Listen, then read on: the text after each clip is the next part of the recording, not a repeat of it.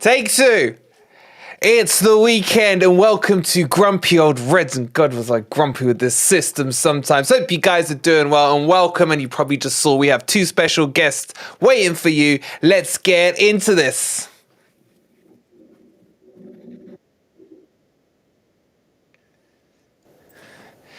Good morning, good evening, or good night, wherever in the world you are.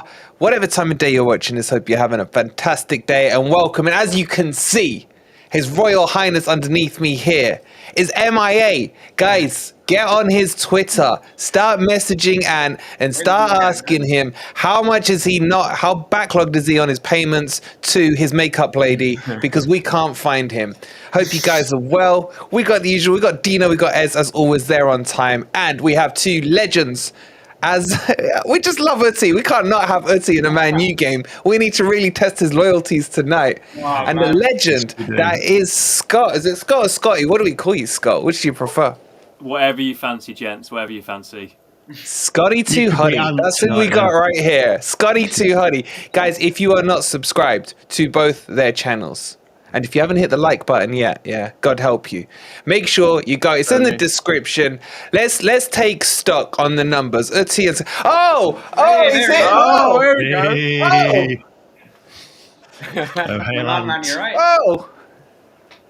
Oh, and you've got a face on you, mate. Oh, he's got a face. I think he's got us on mute. That's probably the best. Sir Anthony. You're live in front of the nation. Sir Anthony. 89 the nation, anyway. No, can you hear us, Ant? Ant? We got a zombie ant. Yeah, enjoy. We got And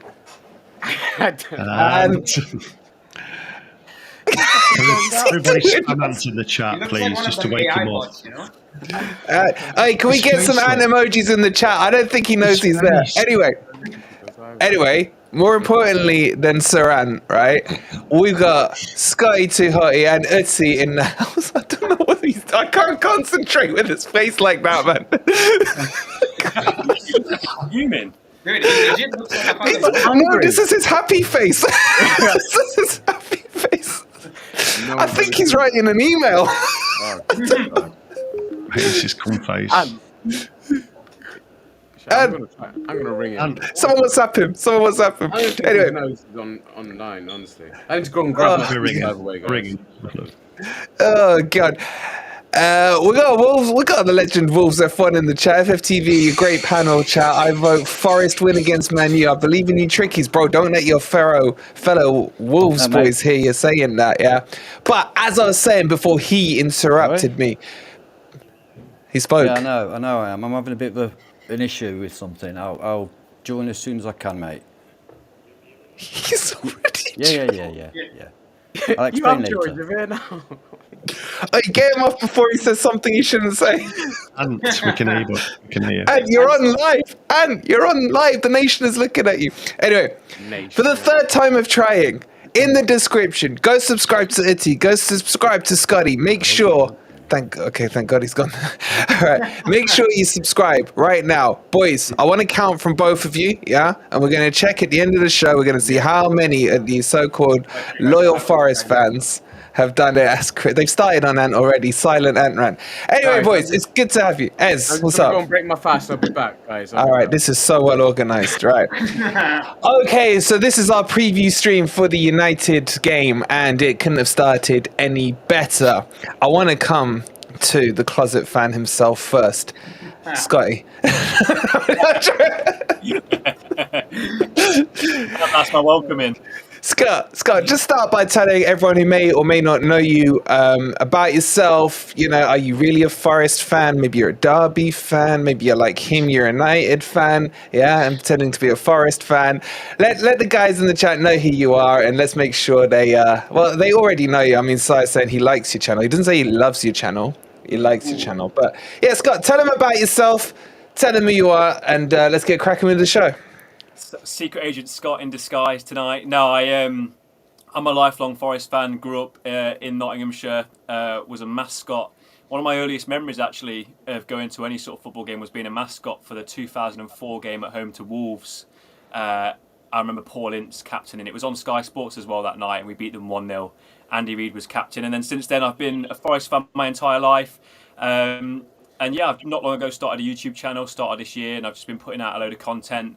Some of it based on Forest, but then also doing stuff elsewhere across English football as well, just trying to cover as much of English football as possible, right down to the National League and Notts County and stuff like that. So I try and create a variety of stuff, but yeah, in my heart, I am a lifelong Forest fan. Good man. And Uti were robbed, by the way. They were very unfortunate, weren't they? Yeah. Do you know how much crap I got for putting that? Because Ben Foster's a cheat. I know we're sidetracking. He's a cheat. He encroached his line, right? A lot of their players came in the box as well for the penalty. Yeah, three of the Wrexham players encroached as well. Ben Foster was off his line. His GoPro didn't capture that, right? Yeah, and then, exactly. I've had so many people saying, "Why are you so salty? We beat you." And I'm like, really? You're going to call me a Notts County fan now? I mean, seriously, it's absolutely crazy.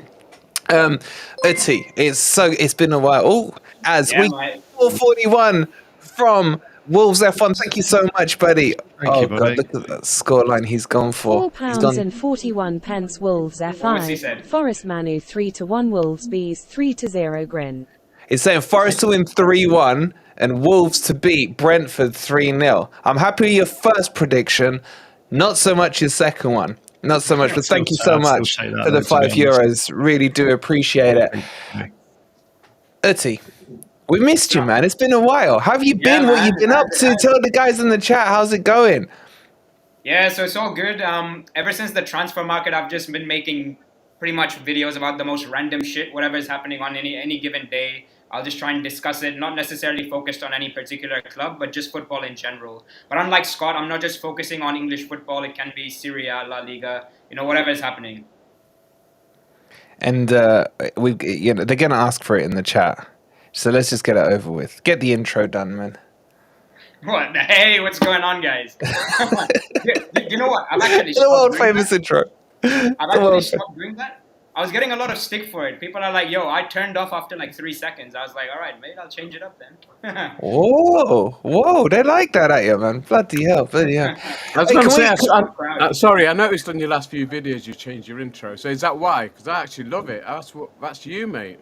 Yeah, do you know what? Like, the thing is, I've been doing this without a mic. So when I initially started the hey, it was just to sort of get myself going and, get myself in like YouTube mode. But now I'm so used to it that it's just like whatever comes to my mind. So these days I'm just like, right, what's going on, guys?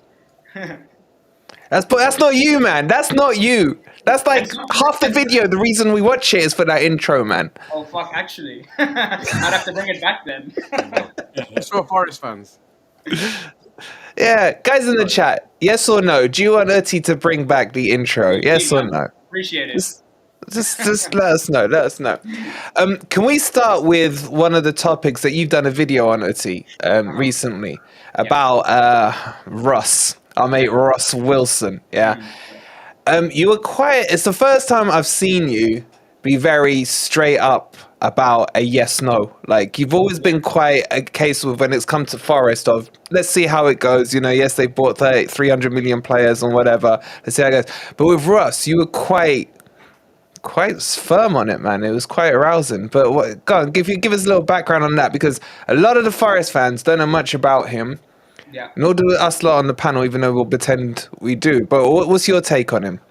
So, I mean, just based on my research and speaking to Rangers supporters, they're pretty much all against him. And when you look into the finer details, you can see why. When I saw his reign, he came in 2019. Rangers won the league. They won the cup. They got into the Europa League final, Champions League football and all of that. You're thinking it's all well and good. But apparently, it was mostly from players that were already at the club prior to his arrival. So, like, if you saw their starting lineup in the Old Firm derby just a few weeks ago, 8 or 9 of the starters were there prior to his arrival. And the ones who were on the bench were actually his signings. So he has wasted a lot of resources, and if anything, Rangers were supposed to start dominating football, in Scotland at least. Celtic won 9 in a row, they broke that streak, and you were thinking, okay, Celtic are going to be in transition now, but it's the other way around. Celtic are the ones on top, and Rangers are sort of falling behind, so they were happy to see the back of him, to be honest.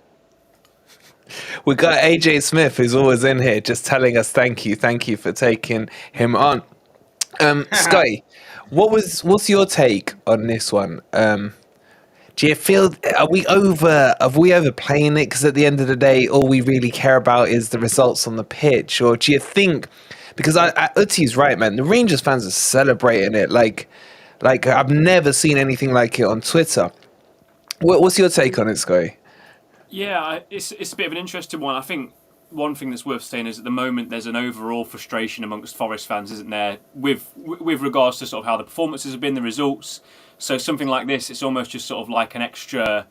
It's just sort of an extra thing for fans to sort of complain about, isn't it? And obviously, some fans are not everyone's saying that, and some are sort of being a bit more optimistic about it. Of course, the Rangers fans have been very vocal about sort of being happy at his dismissal. But I think the issues the Rangers fans have goes deeper than just Russ, and it's more on the board as a whole, isn't it? At Rangers, a lot of them aren't happy with how the setup is there as a whole, and not just specifically him. But yeah, I'm going to preserve judgment for now until we sort of see what happens. It's obviously a weird time of the season for it all to be happening. With sort of like 8 games left, it seems a little bit silly and inconvenient to be happening now. But at the same time, what matters, like you say, is what's going on the pitch. And at the moment, we're not getting results, and that's got to be priority number one, hasn't it? Yeah, the timing's weird, isn't it? It's not like we're coming into a transfer window at the moment. You'd have thought Giraldi'd only had, what was it, like 4, 5, 6 months in the role, and it was a bit broken.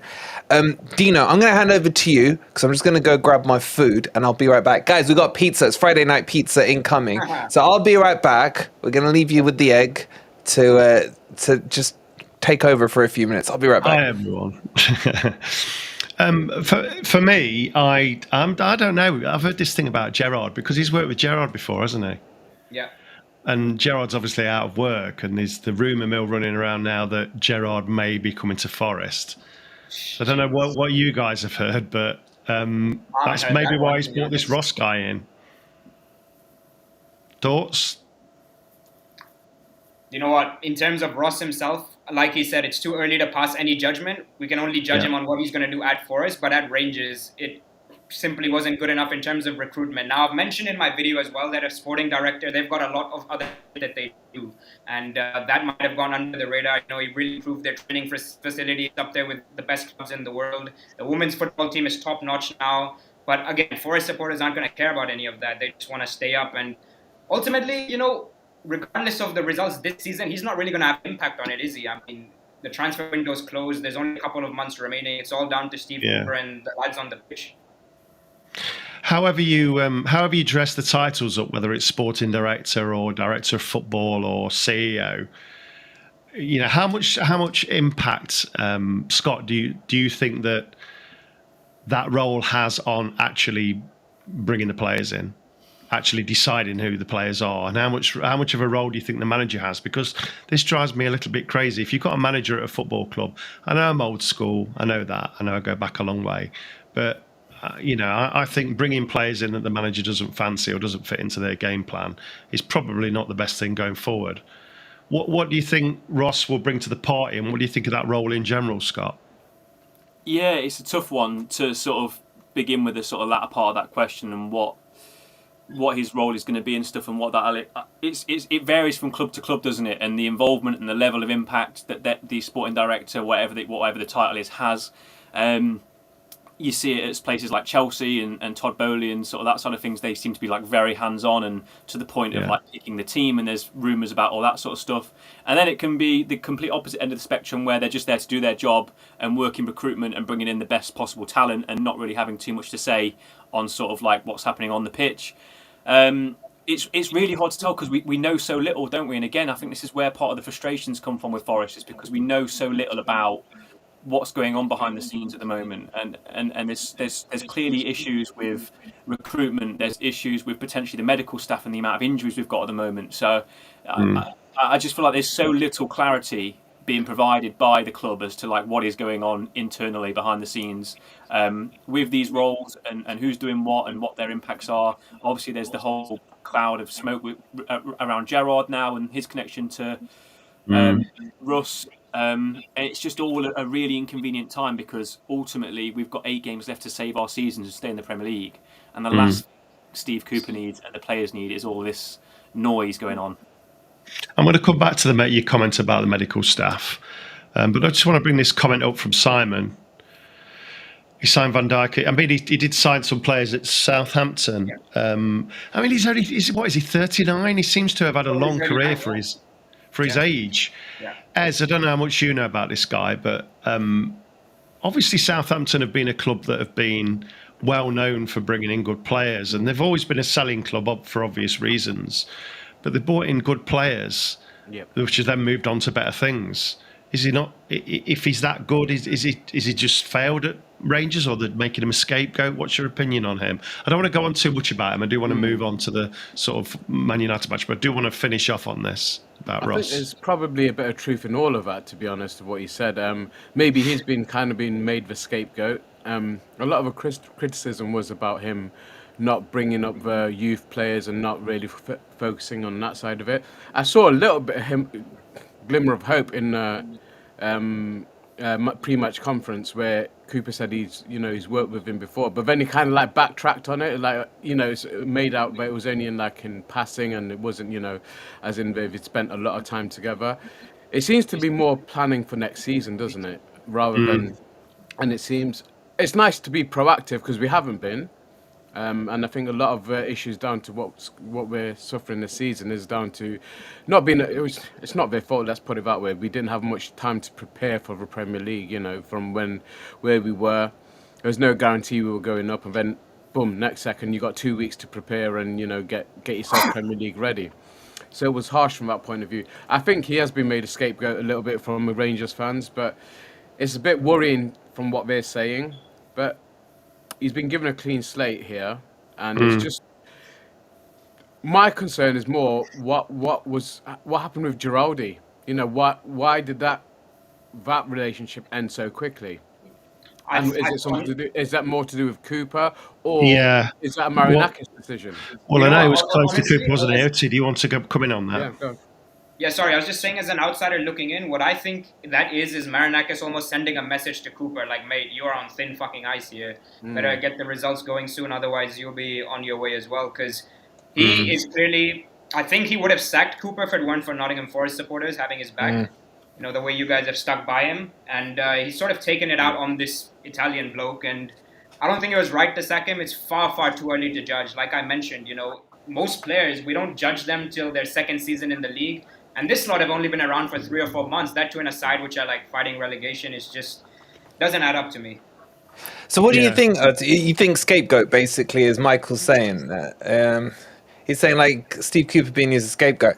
I think Giraldi's been used as a scapegoat as well. I get what he's saying. I don't think Giraldi's great. I think he's come in as a micromanager. That was his reputation from Watford. But you know who my problem is? It's Lee Charnley, man. The goddamn Newcastle guy who's sitting at the top, bringing the crap in. No doubt he's got fingerprints. I have nothing to prove it or disprove it. Yeah. But Wood, Shelvey, to me, screams of Lee. It really does. And they've been atrocious signings. Yeah. I mean... I was more amazed that you paid a fee for Chris Wood than that to 15 million quid. I mean, that 19, bro, 19, 15 plus 4 million for a loan fee, man, with a 3-game trigger, and he suddenly gets injured after he gets a tap in the leg again. What game was it? Was it Fulham? Even the most diehard Cooper in and everybody in fans are actually calling Wood out at the minute.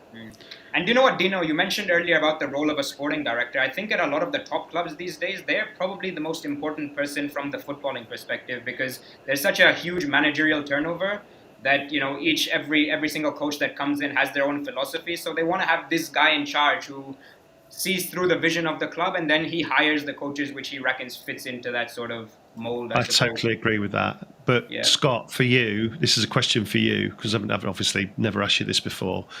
Do you think we've got an identity? Do you see an identity? Do you see the people in this umbrella from the sporting director flowing down to say, we play this way? I mean, you look at the likes of Brentford, everybody in the league has an identity. You pretty much know how they're going to play. For me, apart from Forest, what's your thoughts on that in terms of our identity?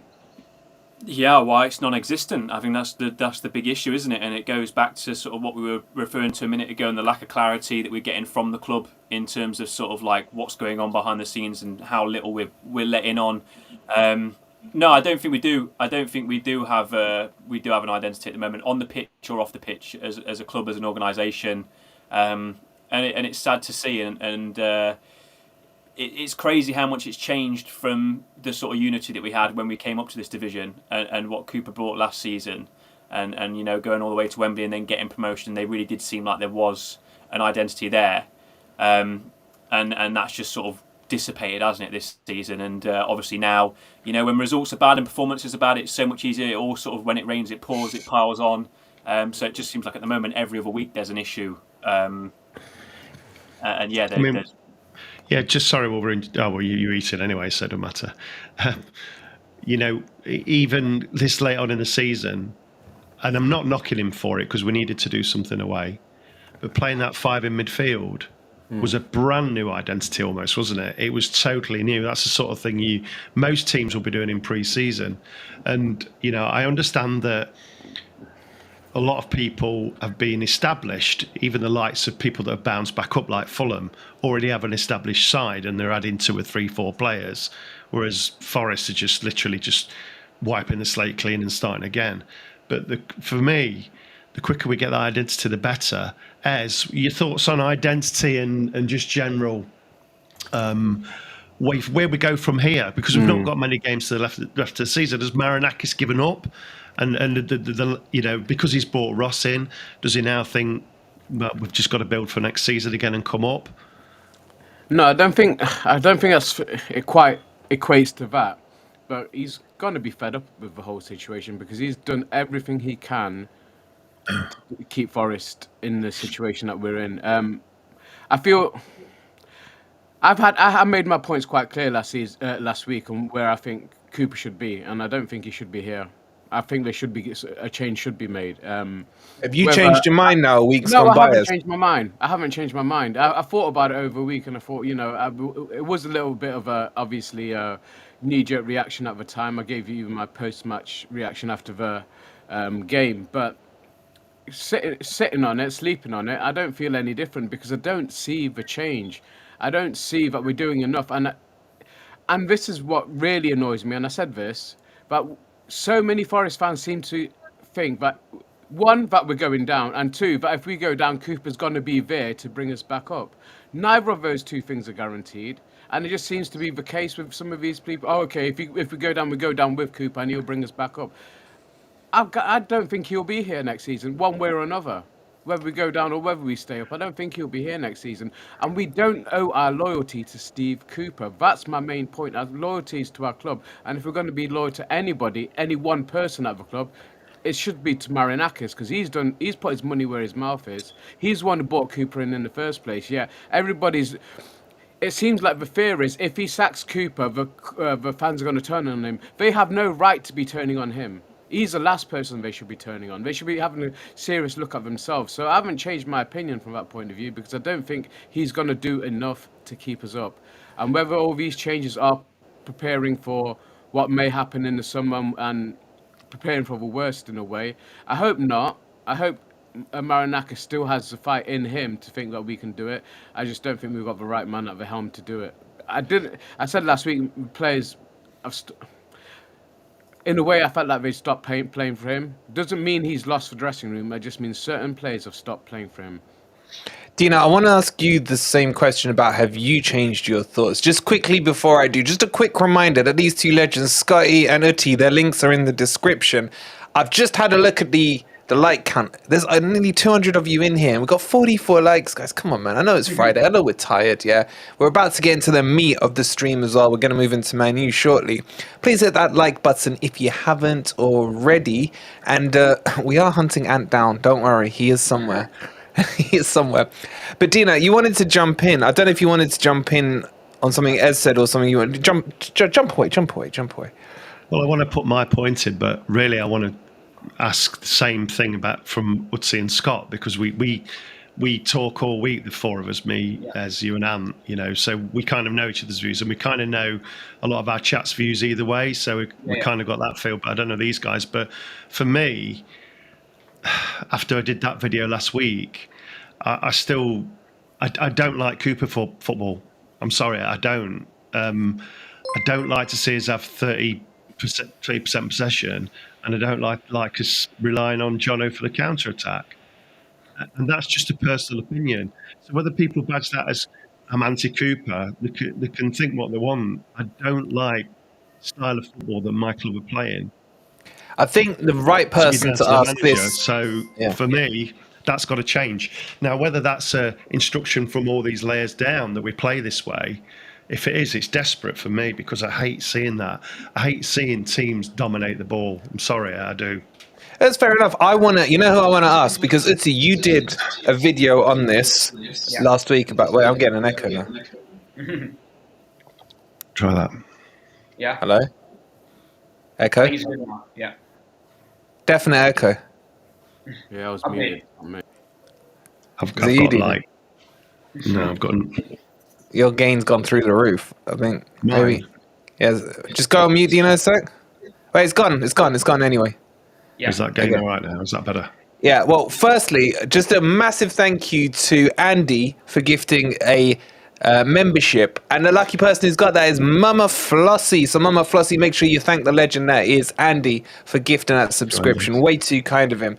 But, Uti, the reason I really wanted you on tonight is because you put an argument for sticking by Cooper, even into next season, according to your video from the other day. Yeah. So, I do, as always on here, I want a balance of the arguments, yeah? Yep. Because there are some that want Cooper out, some that are in the middle, some that want him in. So that's why I really was interested in having you on here. From an outsider's perspective, we know you're an insider, really, yeah, but we'll just go with the so-called Man U fan thing for the time being. What are you seeing in Cooper that makes you think, one, he could potentially keep us up, and two, if he doesn't keep us up, he's the man to bring us straight back up? Look, there's a few things. Firstly, like Dino mentioned, he's suddenly playing 5 at the back and everything. It's almost like a damned if you do, damned if you don't situation. Because if he just stuck to what he was doing, people would be like, oh, he's rigid, he's not changing it up, he's completely inflexible. So it's a tricky situation for any manager. And I don't think anyone, you could have fucking Pep Guardiola in charge and he would have struggled because 25, 30 new players, it's a complete mess. And there's a reason QPR, if you remember all those years ago, they did the same thing. And they performed even worse. So he's always had his backs against the wall ever since coming into the league. And in terms of an identity, I think when he's got like a year and a half with these players, they're almost like learning on the job right now. Once he has that sort of time, then we can really judge him. I'm not saying he's unsackable, obviously not. But in my eyes, at least from what I've seen with Burnley, with Sean Dyche, for example, they went straight back down. And eventually, once they did come up, they smashed it in the league. So Cooper, I think, if things start slowly in the championship, then he's obviously got to go. But for now, it might be something that comes back to bite you in the arse further down the line. Scott, where are you on all of this? I feel you're frustrated but Cooper in from like watching a lot of your videos. Would I be right in surmising that? Yeah, spot on. Yeah, I'm still Cooper in. Listen, we were never gonna come up to this division and dominate possession and be able to play like we did last season and be able to dominate teams. It's just the way it is. You're playing against a higher caliber of player. Even the lower down teams, you're just playing against better opposition week in, week out. So it was always going to be tough. Like Uti mentioned about all the signings, again, no manager, I wouldn't envy any manager in the world that was just had that many players thrust upon them and had to sort of work them into a system on the training ground, having to navigate through the training ground and having all those players. Now, don't get me wrong, I don't think he's innocent in all of this, Cooper, by any stretch of the imagination. I think tactically at times he's been at fault. I think in-game his management as well is often questionable. I think his substitutions are questionable. Yeah. But I just don't. There's no one else at the moment currently that I could name that I would rather have doing the job than Steve Cooper. That's what? Let me get my words out. Is that what is keeping you Cooper in? Because you don't see a replacement, or do you see as Cooper still as a long-term project is the right person for this project? Does that make sense? Did I get my words out right? Yeah. It's probably a little bit of both, to be honest. It probably is partly just the fact that I can't come up with a name of someone I'd rather step in. But then also, as a long-term project, I mean, I was looking the other day over like the last 10 years how many managers we've had at Forest, and we were becoming a laughing stock because of how quickly we were disposing of managers. Now it's just players. And we're still a laughing stock. Yeah. But I do feel like at some point we are going to have to stick with someone win, lose or draw, and just sort of like try and bounce back. And it's the way that football goes. If we beat United this Sunday, then suddenly everything isn't so dark and gloomy, is it? It's one of those things. At the moment, it's easy to jump on that bandwagon because we're not playing very well. But we have seen from this team the ability to play football at times this season. You look at the Leicester game, you look at the Leeds game where we've played really well in those games. If that team shows up on Sunday and Cooper can get that performance out of the boys, then suddenly I think he's back in favour with a lot of people. But still Cooper in for me, gents. Yeah, that's me personally. Okay, fair enough. Here's the dilemma. Firstly, Ant. Hi, Ant. How's it going, Ant? Ant? Hi guys, can you hear me? Yes, we can. Can you hear me? Yeah. A few technical issues. Yeah. We can hear you. Can you hear us? I'm on reserve. So. We missed you, bro. Look, here come all the Ant emojis, no doubt, in the chat. You are lagging just a little bit. But Scott, just to play devil's advocate. I'm on my other laptop. Okay. You look as handsome as ever, though. If you had a clean shave, you're looking quite sharp tonight. His camera's blurred. It's okay on my screen. That's why it looks handsome.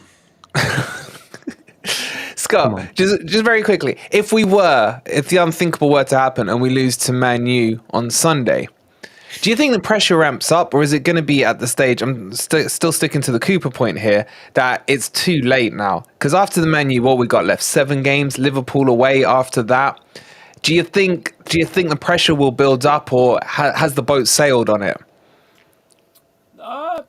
Obviously, the pressure is going to build up with every game that goes by that we don't win. But I think, personally, to me, I honestly could see this going right down to that last game against Crystal Palace.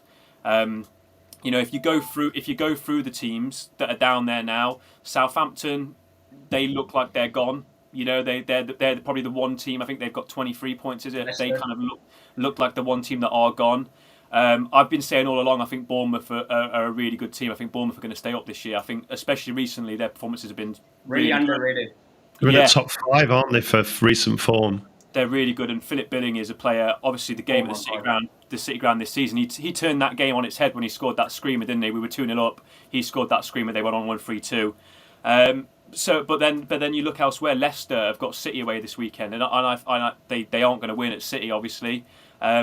So Leicester are right down there with us. I do feel even if we do lose on Sunday, which obviously is entirely possible with how we've been playing recently, it's not over. And I think we'll fight until the end. And I could see it going down to that Crystal Palace game, last day of the season. At least we're guaranteed 3 points on Sunday, aren't we, Uti, against you guys? The way our players are getting injured right now, very much possible. Mate, honestly, it was such a good week watching that. It's dropping like flies. I loved it. Bro, what happened yesterday? Devastated. What happened yesterday, mate? I turned it off at 2-0, thinking Manchester United had done their thing, man. What happened? You know what? I reckon our season probably ended last night, and there's a couple of reasons for that. More than the result is to do with the injuries. Lisandro Martinez, I think he's out for the season. It looks like an Achilles, so might even be 6 to 8 months. Rafa Varane went off as well, so our centre-back partnership is going to be Lindelof and Maguire yet again.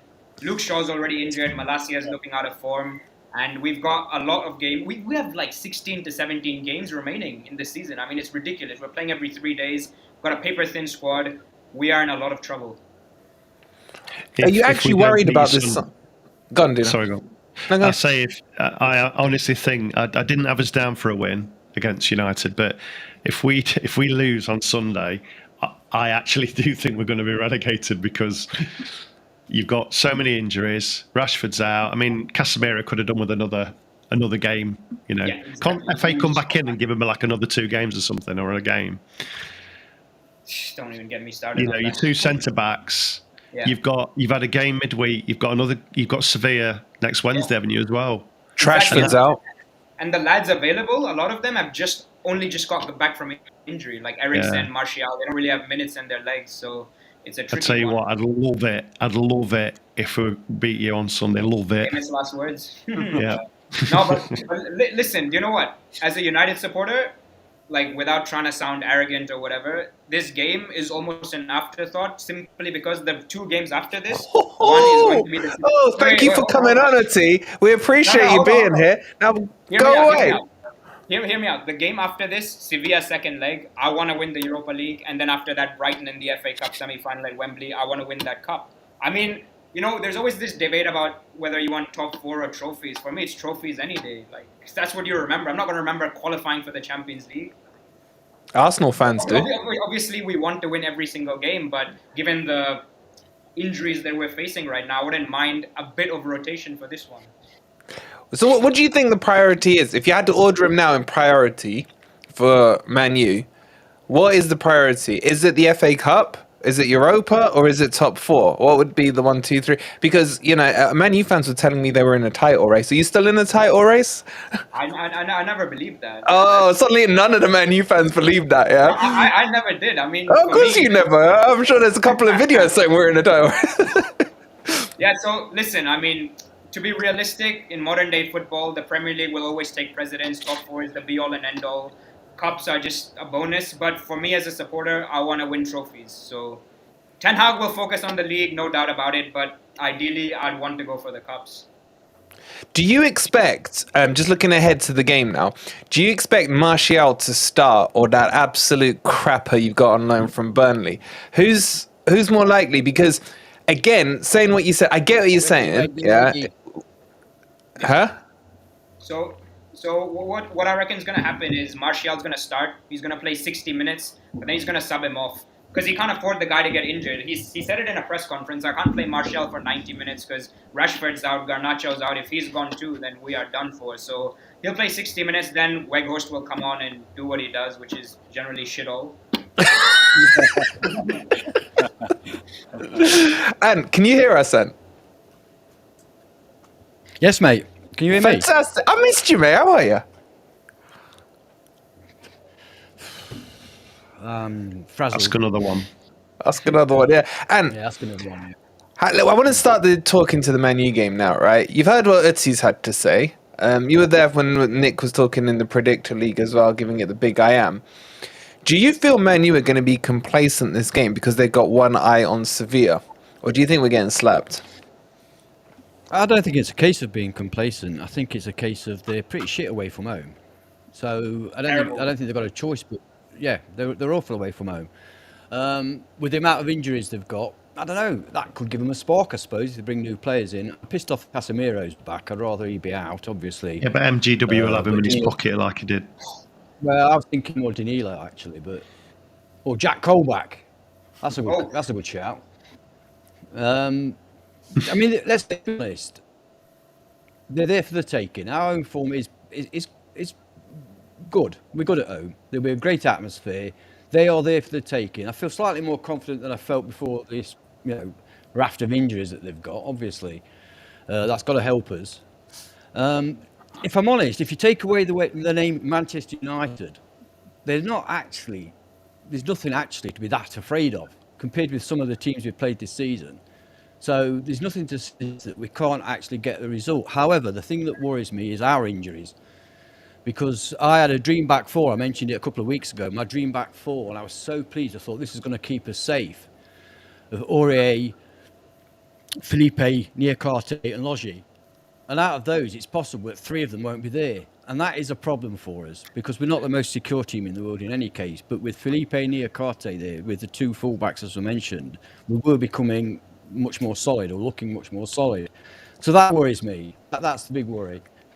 So yeah, in short, we've got a chance. And do you think we're going back 3 or back 4? I suspect we'll go back 3. And I've said that wouldn't happen all season. But having seen what happened at Villa, where we pretty easily contained them most of the time, to be honest, it might not be a bad idea, particularly with the lack of fullbacks we've got. And Nico Williams is a far better wing-back than he is a fullback. In fact, he's not a fullback, he's a wing-back. And he actually looked, I think he had his best game against Villa. He looked good. Playing 3 with Williams as a wing-back, I think that we stand a better chance of doing something against them. What do you reckon is? Oh, go on, Uti, go on. I was saying I've got a sneaky feeling that McTominay might play at centre half, so that might be something to watch out for. You think? I don't know. I was talking with my mate Twist, who's a Man U fan as well. He's saying because Bruno's suspended for the Sevilla second leg, and Bruno's been playing in that deeper role. He reckons that Bruno will line up next to Casemiro, and Sabitzer might be your cam because apparently Sabitzer's been okay there, and he thinks Eriksen might be rested. Yeah, that's exactly what's going to happen. And because of the injuries at centre half, McTominay's probably going to slot in at the back. You think he'll go to the back? Yeah, he'll play in the back four, I reckon. Unless Lindelof's fit, I'm not too sure what the scene is with him. But you don't need any central defenders against Forest. Now look, when it comes to United, right? Defenders against Forest. Yeah, no, I was saying when it comes to United, we're a good team, not a great team. At home, we can beat anyone, right? Man City, Liverpool, Arsenal, you name it. We've done them over. But away, against the top 12, one win, and that was in stoppage time. The rest we've drawn or lost. And Forest at home, obviously, you've gotten points off Chelsea, Manchester City. You've beaten Liverpool, so it's not going to be an easy game by any stretch of the imagination. And the way things are going right now, obviously I want 3 points, but a point wouldn't be a disaster. Let's just say that. So you'd be happy with a point? It's interesting because Twist as well would be happy with a point. Now. Yeah. Given the And you're lagging, and you're lagging. Who, me? No, Ant is because he's answering, isn't he? Like 2 seconds after, it's just slightly, but it's bearable. It's bearable. Ez, I was just going to ask you, what are your thoughts on this back three, back four? I can't make my mind up to the point where I've delayed doing the preview video till tomorrow because I'm not sure. I woke up this morning thinking he's definitely got to go to a back four, and now I'm thinking, if McKenna's fit enough, I think he may go to a back three with him, Worrell, and Felipe. Well, not in that order. What's your feeling on it? And guys in the chat, type in 3 or 4. What do you think it'll be, a back three or a back four? Yeah, I was thinking about McKenna coming back as well, and I kind of agree with. I think he'll go to the back three if McKenna is fit, and obviously Niakate isn't. He's got to try something different. Whatever's he's been doing, and let me just make a point now. You know, as much as what I've said about Cooper, I'll back him 100%. I'll be there, making the noise like everybody else at the City Ground on Sunday. You know, I'm going to back him while he's there. I'm not gonna slate him while he's while he's still in charge. But I need to see change, and maybe I'd probably prefer a back three and give us the wing backs available. I'm hoping Lodge's back, but that seems to be another thing. But he seems to be away as well. What is that injury? Did you hear what he said about him? He got a kick in training. In training, yeah. Do they not get kicks every fight? This injury stuff, man. Can we talk about injuries later? I do want to cover that actually. Yeah, we will. But it is concerning, isn't it, with the amount of injuries that we're picking up in training and these muscle injuries, which aren't impact injuries. So there's a lot of concern from the Forest fans, and we've voiced our opinions on it all season. And rightly or wrongly, you know, we still haven't got any clarity on what's actually going on. But I'd probably, with McKenna fit, I'd probably go with a back three against Man U on Sunday. What would be my thinking, and go with the wing backs. And I do agree that Williams is far more potent as a wing back. Toffolo's done well, but missing Lodge makes a big difference. He's got to go with what he's got. It is smoke and mirrors with injuries. You're absolutely right, Jojo. And it's been the case all season, and nothing's changed. And we had that last season, and it was almost comical at times because more often than not, he said the player was injured and that player was unavailable on the weekend. It seems to be the opposite now. He's being very cagey, even more cagey than he was last season with injuries. And it's a massive concern because obviously we're in the business end of a season and we need all available players fit and raring to go. And we just haven't had it. And that has been his downfall, really, and that's out of his control, obviously, with the injuries. But there is a concern that why are we getting so many injuries? Why are players getting injured in training and not being able to play for weeks on end? But yeah, let's go over back three for me and see where we go with that. I think we've got a better chance at home than we do anywhere else. I do hope we'll get a result this weekend. Whether it'll be enough, I don't know, but I'm hoping for the best. Scott, Have you seen Cooper's interview today? Yes, yeah, I was watching not too long ago. Yeah. I haven't, but I heard a lot of the guys in the chat were bringing me up to speed on it. He didn't. Well, I'm going to swap back. I've sorted it out. We're back in 2 minutes. all right. He didn't. Apparently, he didn't really go into details on updates on the injuries, say from the previous match on Niakate and Kyoto coming off. Would you mind just giving us a very quick update on what he said about the injuries? Because it sounds like, I don't know, from what the chat is saying, that there wasn't too much given. No, it was pretty much the first thing they spoke about. The first questions he was asked were regarding the injuries, and he basically said Scott McKenna's continuing to sort of get back to fitness. He's been back in. He was obviously on the bench for Villa, back in training, and then he didn't really. He said in terms of like the other players that have been injured, there's no updates there. So I assume that means that anyone who's been injured leading up to this game is still going to be injured, if you know what I mean, isn't going to play. So Loddy, all the players who were out for the last game aren't going to feature this weekend. And that was, it wasn't, not a lot was said, to be honest with you. But yeah, there was no one, he said, that was definitely going to be back from injury or anything like that. So it's pretty much as we were. So what would you do if you're in Cooper's shoes tomorrow? Would you go, same question really, would you go back 3 or back 4? Because it looked tight when we played the back 3 against Villa. But can we really afford not to try and win this one with Man U in the state they're in? I mean, what would you do, Scott?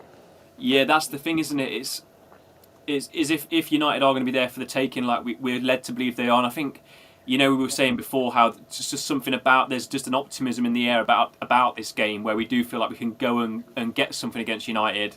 So I'd like to see us play the more attacking option.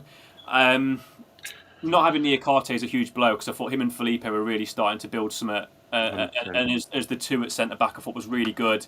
Worrell's obviously had a shaky season, sort of like speaking generally, and Worrell prefers that back three. He's not the fastest, so he likes to have sort of the play in the back three. Whether or not that'll be the case, I don't know. I don't necessarily like Worrell and McKenna in the same sort of team either, to be honest. Mm-hmm.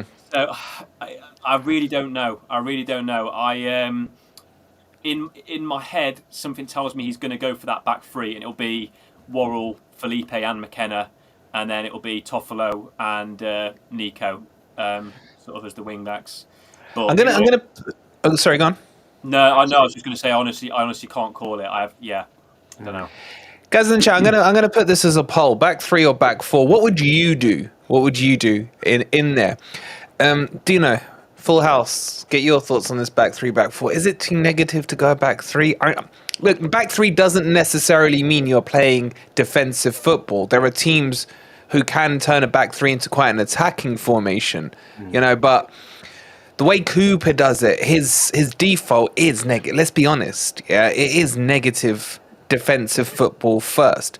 Do you think that's the right approach, Dino, for not tomorrow, for Sunday? I don't personally. Just I know what you mean, but do me one favour, Can you just notch the gain down like 2 notches? Sorry. Is that better? Yeah. Yeah.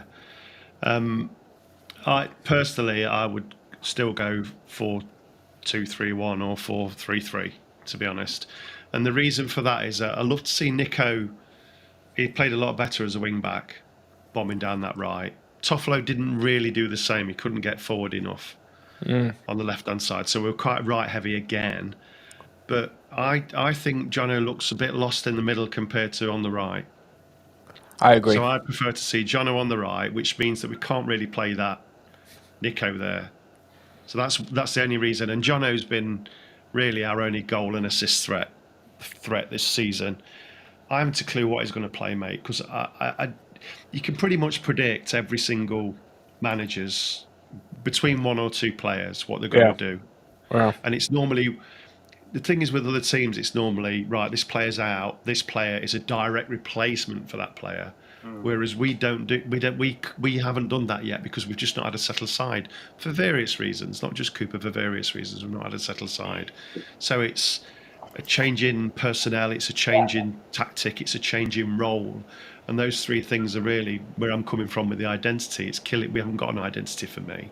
You're spot on. You're spot on with that, because exactly that point you're making, you can't just tag players in and out. Normally, what you're saying here, if correct me if I'm wrong, is that if, say, player 1 was injured or was to be dropped, there's player 2 who just comes straight in.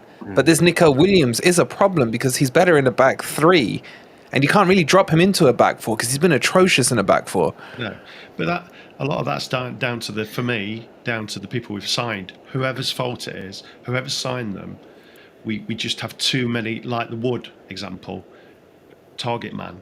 You know, we've got a Wanyi who's not a target man, although he's fairly tall, but he's more of a Davis player that was for us last year.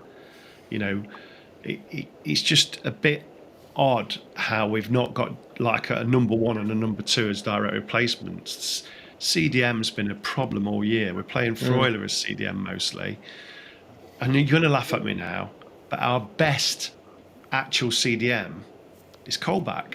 I agree with you. I'm not going to laugh at you. I agree with you. And that's not because Colback's a Premier League leading player. It's because we don't have a proper CDM. I agree by default. Party or somebody like that. That's the problem. I just want to skip back just one thing else you said about the injuries and Cooper's pre-match. Did you watch did Uti, well, all of you guys, did you see the interview with Sean Dyche this week? I heard some quotes from it. I didn't actually watch it, though. Regarding Dele Alli, you mean? He was asked about a particular player. And he, you know what he just said? He said, "This is the problem. This is how long he's going to be out." Bang, bang, bang, bang, bang. And I just thought, God, I remember what it used to be like that at Forest, where they just used to just say, "No, this is the problem. This is what the length of time is going to be out." It's just like secret squirrel for me. Yeah. And no, it's the same at United. We never know what's going on. I keep telling them. You say that, but we just learned that your centre back's out for the rest of the season. Yeah, but like take Martial for example. Throughout the season, it's just like no clarity whatsoever, and it turns out he missed several months. We thought he's going to come back. Maybe it's what they do now. It drives me mad. And you come back in on that, because you sit on the other side of the fence to this one. Go on, Ant. Yeah, it's because all clubs. I watch a lot of football interviews and podcasts and what have you, and it's the same with all clubs. Arsenal fans. Hold on, there's some horrific background noise. I don't know if anyone's picking that up. It's like a plane's landing. Is it me? Let me mute myself. See if just mute a sec. Yeah, it is. Yeah, right. It's not been a good I'm very well tonight, am I? Okay, that's better, Ant. That's better. Yeah. Go on, Ant. Carry on. Yeah, they all do it. All clubs do it. I don't know why they do it. Fooling the opposition, are they really that fooled? I don't know. I would imagine any manager would. Let's come back again. It would cater for both eventualities, whether it's that player or that player. So I don't see why. Maybe it's just because they've learned from past that when they say a player's going to be back in 2 weeks and then he's out again and it's longer, all the fans are up in arms. So maybe they just think, right, tell you what, it's better to just say he's out for a while. We're not sure. We'll keep checking. That's my view on it anyway. Okay, we need some balance on the mics here. So Crypto is saying, mine's decent, thank you, as always. Dean, you're a little quiet, so notch the gain up. And we're just going to live with Ant. We're just happy he's here. We're happy he's here right now. As he is. I'm just talking I'm actually surprised a lot of you are opting for a back 3. I would go for a back 4, 100%. I'm with you. Yeah, no, I'd go for back 4. What we think Cooper will do. Yeah, because the thing is, United right now, in terms of an attacking threat, we aren't really an entity. Rashford's out. Sancho does nothing, ever. Anthony, he's playing well, but it's mostly his work rate. End product still isn't quite there. So it's just Martial who's only half fit. You don't need 3 centre-halves for that. I know there's exceptions to every rule, but a back 3 screams negativity to me. Oh, yeah, 100%. Yeah. So, Uti, what would you say is the best chance? Do you think Forest should go at your back too? Because obviously our other Man U dude, Twist of Fate, he's saying, you got Maguire up against you, maybe Lindelof as well tomorrow on Sunday. He goes, he's saying to me, if you don't put Jono up against them, then you're absolutely stupid, because Jono should destroy them for pace. And he's gone to the fact where he's saying that he thinks if it does go Maguire and Lindelof, that Man U will end up playing deeper. And all this season with Varane and Martinez, you've been playing a high line because of the pace. And he's worried about that change in shape that may cause you some problems. What do you say? Do you agree with what he's saying there? Yeah, big time. I think if you take the game to us, we get nervous. The Sevilla game last night was the prime example of that. You know, like 2-0 cruising. The second they showed some sort of attacking impetus, and they came back right into the game. So Yeah. The problem is our fullbacks right now are struggling big time, especially Malacia. Luke Shaw is a huge miss. the problem is, Uti, that we've not been progressive all season, even at home. Yeah. That's our problem. So I see no reason at all that's going to change tomorrow, on Sunday rather. That's our issue. We do not press. We do not go forward. We sit back and try and catch on the break. Yeah, even at home. Yeah. Yeah, even at home. Can we just have a mini break here? Jack, that's Uti at the bottom, and it's Scott at the top. So Scott Talks Football and Footy with Uti. The links are in the description below. Please follow the channels. Let's have a channel count, guys. How are you doing on the? Have we got any subs On a from you guys? subscriber count. Subscriber count. Yeah, because Scott, I think you were on 991 before we started the stream, We need roughly to off get the you top to of my head. 1,000, buddy. So Scott, if Scott's not over 1,000, guys, right now, yeah, we're ending the stream. In the stream, yeah. One Uti, that's. Yeah. I've gained One. two. I've gained Come two. on, guys. All right, wait. So what's your total count right now? It was 911. It's now 913. All right, guys. The stream is on hold, right? Until we have at least 10 more subscribers, both to Scott and to Uti. Now, I will grant you, most of you I know are subscribed to Uti, right? So we'll cut you a little slack, but we're not going to cut you any slack I'll link them, Stone. on Scotty. So we'll chuck the links in. Jack, you've been upgraded to mod in the chat, so it's your responsibility to make sure the links are flowing in the comments. 1,000 likes. 1,000's a big number on YouTube.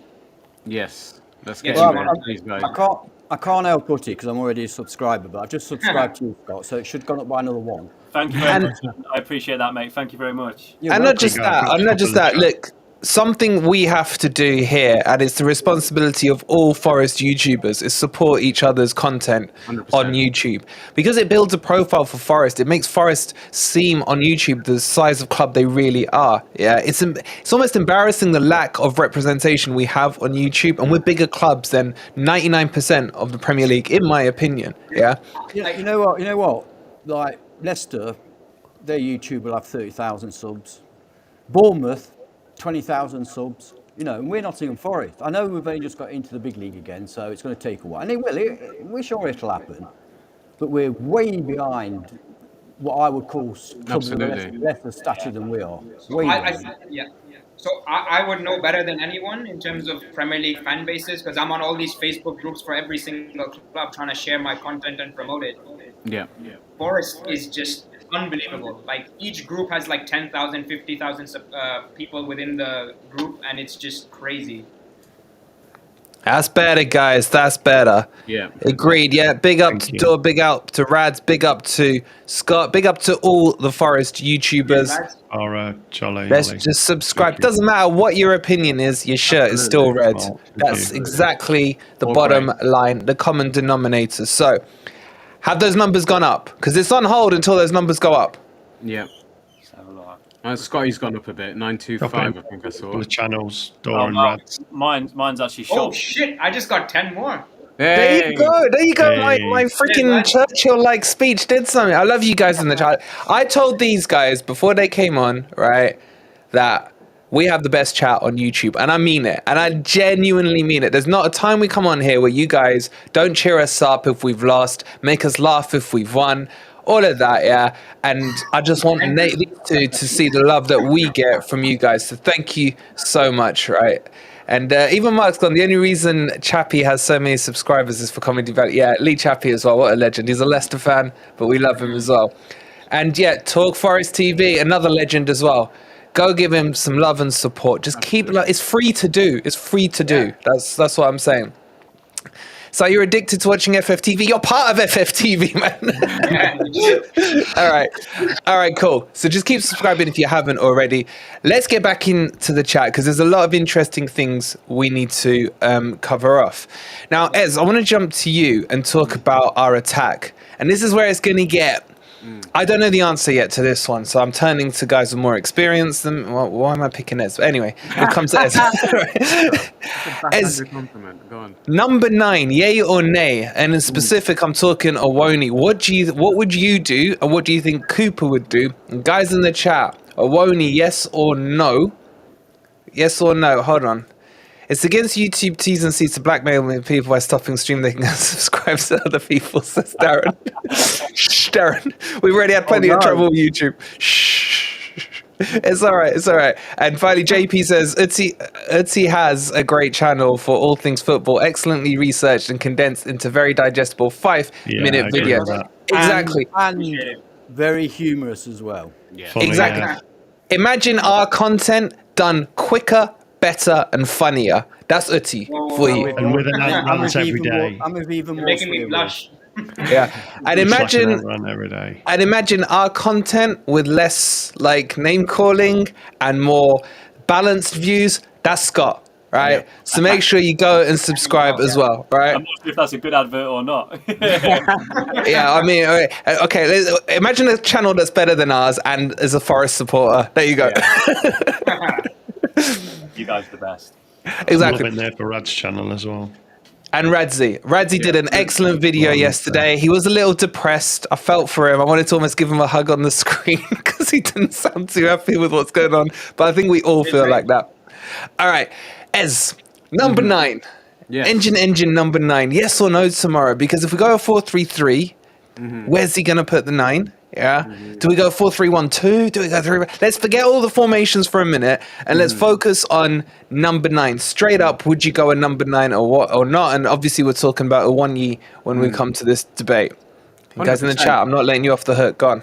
Yeah, no, 100%. I would go with a striker for sure, especially after what Uti's saying about their back line and who's potentially going to be playing as their centre backs tomorrow. We've seen him bully better defenders out there, this season. And when he's given the opportunity and when he's got his mojo, which I'm hoping he's going to start to get back, he's a real threat. He's a real threat and he's an absolute threat. And I'd like to see him actually paired up with Dennis and given a chance to see what that partnership will do. Is Dennis fit? Did he say anything about Dennis at all in the presser? Scott, did you hear anything on that? Sorry to interrupt, Ez, but it's Sai keeps talking about it. I'm thinking about it. Did he mention Dennis at all? No, it wasn't mentioned. Great. He was on the bench for the Villa game, so I assume he's fit and good to go. And he didn't. Yeah, they didn't mention Dennis. No. I heard him say, Dennis, come back with me apple pie. There's only a few people that's going to get that, by the way. We should, for the striker, we should do a poll. On it. I'm just eating. I'm on it. Spamming Sarah's. Sorry. I'd like to see them both starting I think tomorrow. I was just about to say, if you play split strikers, our defenders are in for a world of trouble because they've struggled against that in the past, Maguire and Lindelof. You know what, especially when Uti, one's like a physical. Wait, Uti, that's a technical term, mate. You're gonna have to ask layman. Let's get it. What do you mean by split strikers? Go on. So Bloody hell, you're taking us to the next level here, Uti. God, I love it. So basically, just occupying that sort of channel between the fullback and the centre half. So one on the right side, one on the left side, basically. Inside forwards. Yeah, sort of. Not really.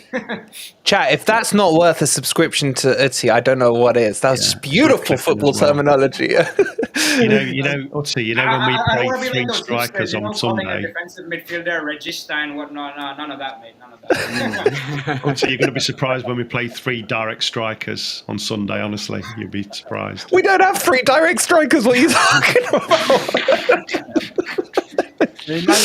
Emmanuel Dennis. No, seriously, if you play Awoni and the kid Johnson, it's going to be tough. Emmanuel Dennis can frighten anybody on this day. No. Yeah, including the Forest fans a lot of the time. See Dennis back in the side, Ez could have a channel on fashion, really. Ez, I do like that top though. Is that the boxed one? That's for boxed one, yeah. It's the Lovely only one I top, could get last season, to be fair. Ez, sorry, you were interrupted. Well, I'm not keen on having a Derby shirt on the programme, but it's nice, yeah. Hold on, I still want Ez's answer on a 9 or not. I'm just setting the poll up now, right? If I can find the link. Yeah, I can find. By the way, 3% of you said go for a back 3 and 48% said go for a back 4. That's pretty split. Very Ez, answer the damn question, man. Yeah, I said it, haven't I? I said I'd definitely go with him, and I'd probably pair him up with Dennis as well. Have that attacking threat. They've both got pace, which both Slabhead and Lindelof. I would go, Lindelof. I'd go at him. He's got nothing left to lose really, apart from his 79 pence Crypto Rider. Crypto, you're way too generous, mate. Thank you so much for the 79. You're absolute we've got to legend. go for the jugular, mate. We can't go down. We keep saying that, is, but he doesn't, does he? He doesn't, but we have to keep telling him. Eventually, he listens to us. You sound like me last week. He might wait till the last game before he actually implements what we're saying, but you see what? Yeah, you sound like me. He's got to change things. He has to change things for his own sake. Dino? He sounds like me last week, Ez does. Yeah, we're going to go for it. We're going to go for it. My Padawana. I'm not saying that this week. So you're not saying go for it, Dino? I am. I would. I mean, Yeah, but the argument back is it's do. Man United. They're top 4. Yeah. Yeah, but Does it matter? Yeah, could McTominay and Harry Maguire at the back. Come on. Listen, right now, if we're not going to take that on, mate, let's just give up now. If we're not going to take them on when they've got injury problems and they've got many irons in the fire, they're playing a lot of games now. You know what? Then we might as well give up. You know what I should do, really? Seriously, what I should do? Go on. I should treat it like an FA Cup game and not a league game. Because when we play in the I love that. we're good. And that's because when we play in the cups, we go for it because what is there to lose? And if we did the same in the league, I think we'd be far more successful. And tomorrow would be, Sunday would be a really good time to start. I love that idea, Ant. Sorry, someone else talk because I got pizza in my mouth. And the thing you're saying about United being a top 4 side, when we played you in the League Cup, that was a different story altogether. Best form of the season. Like, for example, the Newcastle Cup final that we won. If we were playing Newcastle right now, we'd get our asses handed to us. It's all You about did, the mate, form. 2 weeks ago. Yeah, exactly. That's what I mean. And this is even the wins we got against Brentford and Everton. It was just like we somehow got the 3 points through the door, but the form right now we're just scraping through games, trying to get results. But I mean, that Everton now or game, never. That Everton game, you should have had 10 in the first half. I mean, the finishing was they were poor. Our finishing. My God, I don't even know what to say. Thank you, Peter. Thank you for that. Where are you from, Peter? Surname? £1 Peter Nice. What surname did that originate from? Are you still eating? Yeah, carry on talking. Sorry, I need like 30 seconds. No, you can't. Right. So I'll talk about a 1 year then. Go on. I would like to see a 1 year in the side tomorrow because as we keep going on, Manchester United have got problems at the back. And the 1 year does put himself about, and he can score he can score goals. So I would put him in there. I think having no striker again is proving not to be the answer. So if it's not worked so far, why not try something a bit different and get a 1 year in there? But we'll have to wait and see. And I mean, in a lot of these. Sorry, I was just saying in a lot of these big games, the number 9 is the one who scored for you, whether that's Awani, even Chris Wood against, was it Man City just now? Yeah. Apart from Jono, of course, but that's a different matter. I mean, Jono. Scott, what would you do, Scott? Would you go number 9? Yeah, I think we've got to, haven't we? I'd be really, really disappointed if we didn't start a 1 year in this game. Everything about it, and the injury news, and the fact Maguire's likely going to start, it's all just set up for a 1 year. Written in the stars, you could say, I guess. It just feels like the perfect sort of game for him. Yeah. One thing I will say that's really frustrated me about us this season, for a team that don't create many chances, we had, I think it was like 6 or 7 corners in that Aston Villa game last weekend. Barely two of them beat the first man, did they? We'll come on to that. That's Morgan Gibbs-White because you got a cheerleader right here for you. Okay. But you have fallen into my trap. Welcome to the show. I know it's your debut, but you don't get off lightly. You fell in my trap. So you would go for a 1 year. Yeah. So the question is, who you dropping? Oh. He loves this question, Scott. And they all fall for it. All these rookies, Dino, every time they fall for it. I don't. I say play 12. I was waiting for someone else to say who they could drop as well. So No. This is your initiation, mate. This is your initiation. Can we full screen him? I'd probably full screen again. I'd probably so. Chat, unsubscribe. He's a fraud. I'm just going to Google the squad quickly. You've got 5. I'd probably, 3. I'd probably drop someone from that midfield. I don't know who it'd be. Maybe. I like Danilo, but I do like Danilo, but it'd probably be Danilo. I think he's for the attacking positions he gets into. His finishing is so poor. I mean, in that Wolves game, he had 2 or 3 chances to finish and spooned it over the bar. In that Villa game, he had 2 shots, both from outside the box. One of them dribbled against the goalkeeper. One of them went over the bar. And I'd bring Dennis in as well. So I'd go.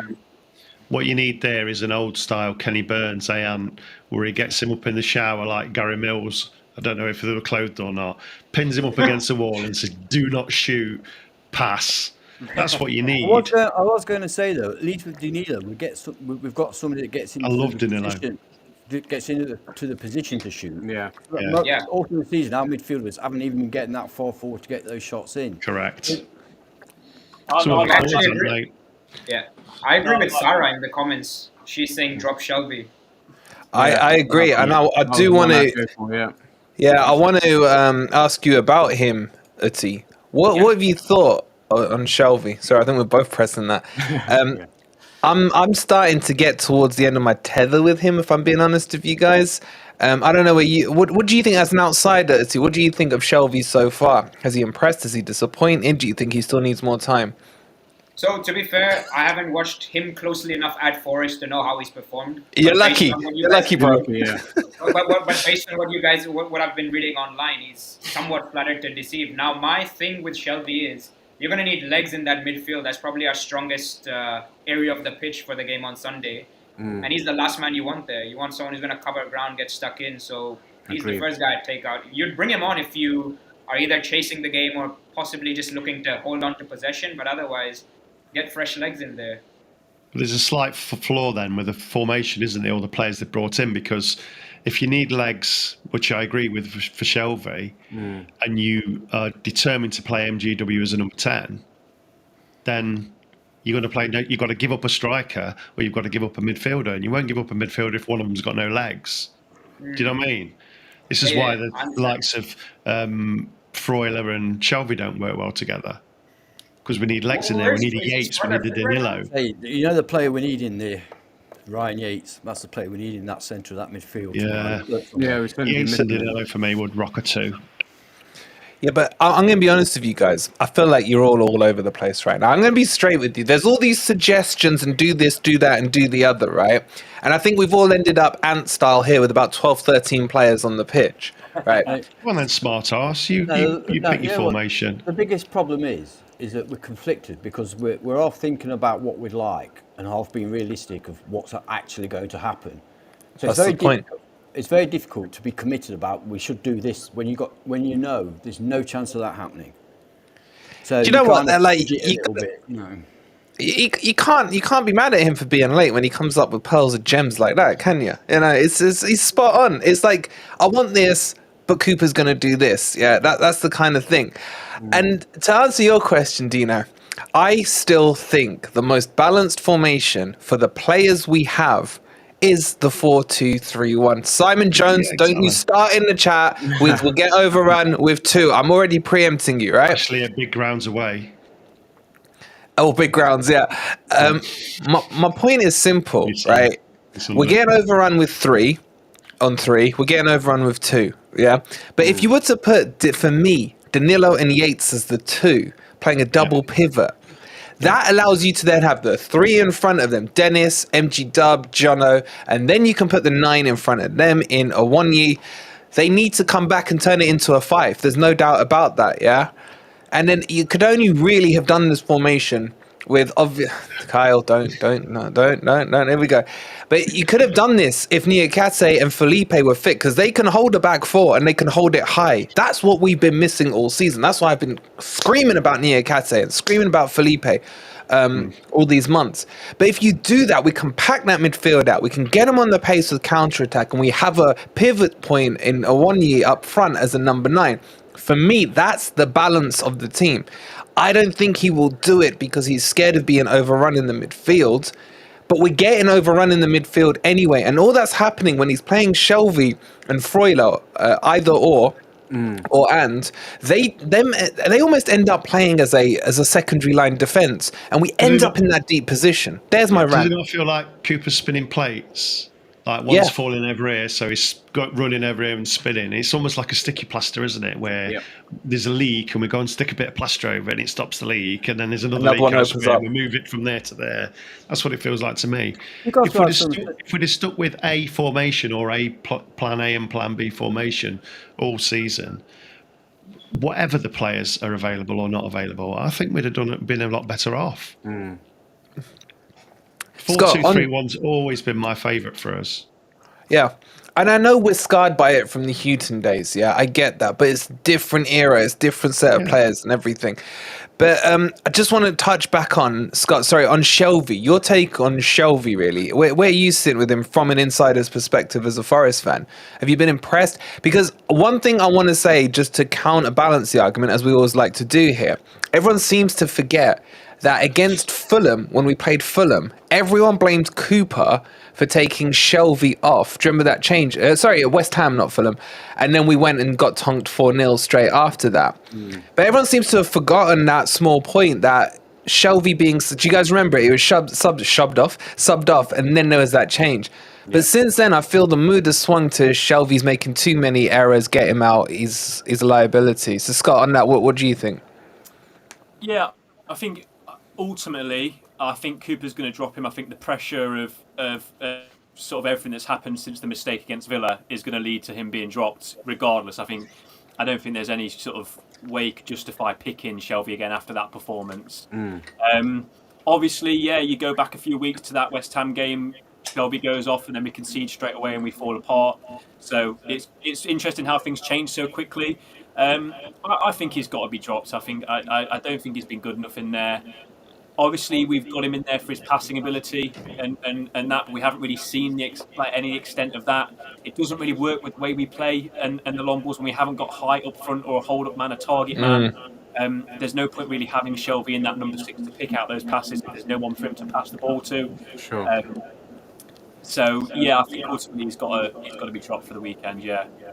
Are you with that? As you're saying, sure. Sorry, go on. Let's see. That's an echo. No, I was just saying, like your mate mentioned earlier, Wolverine.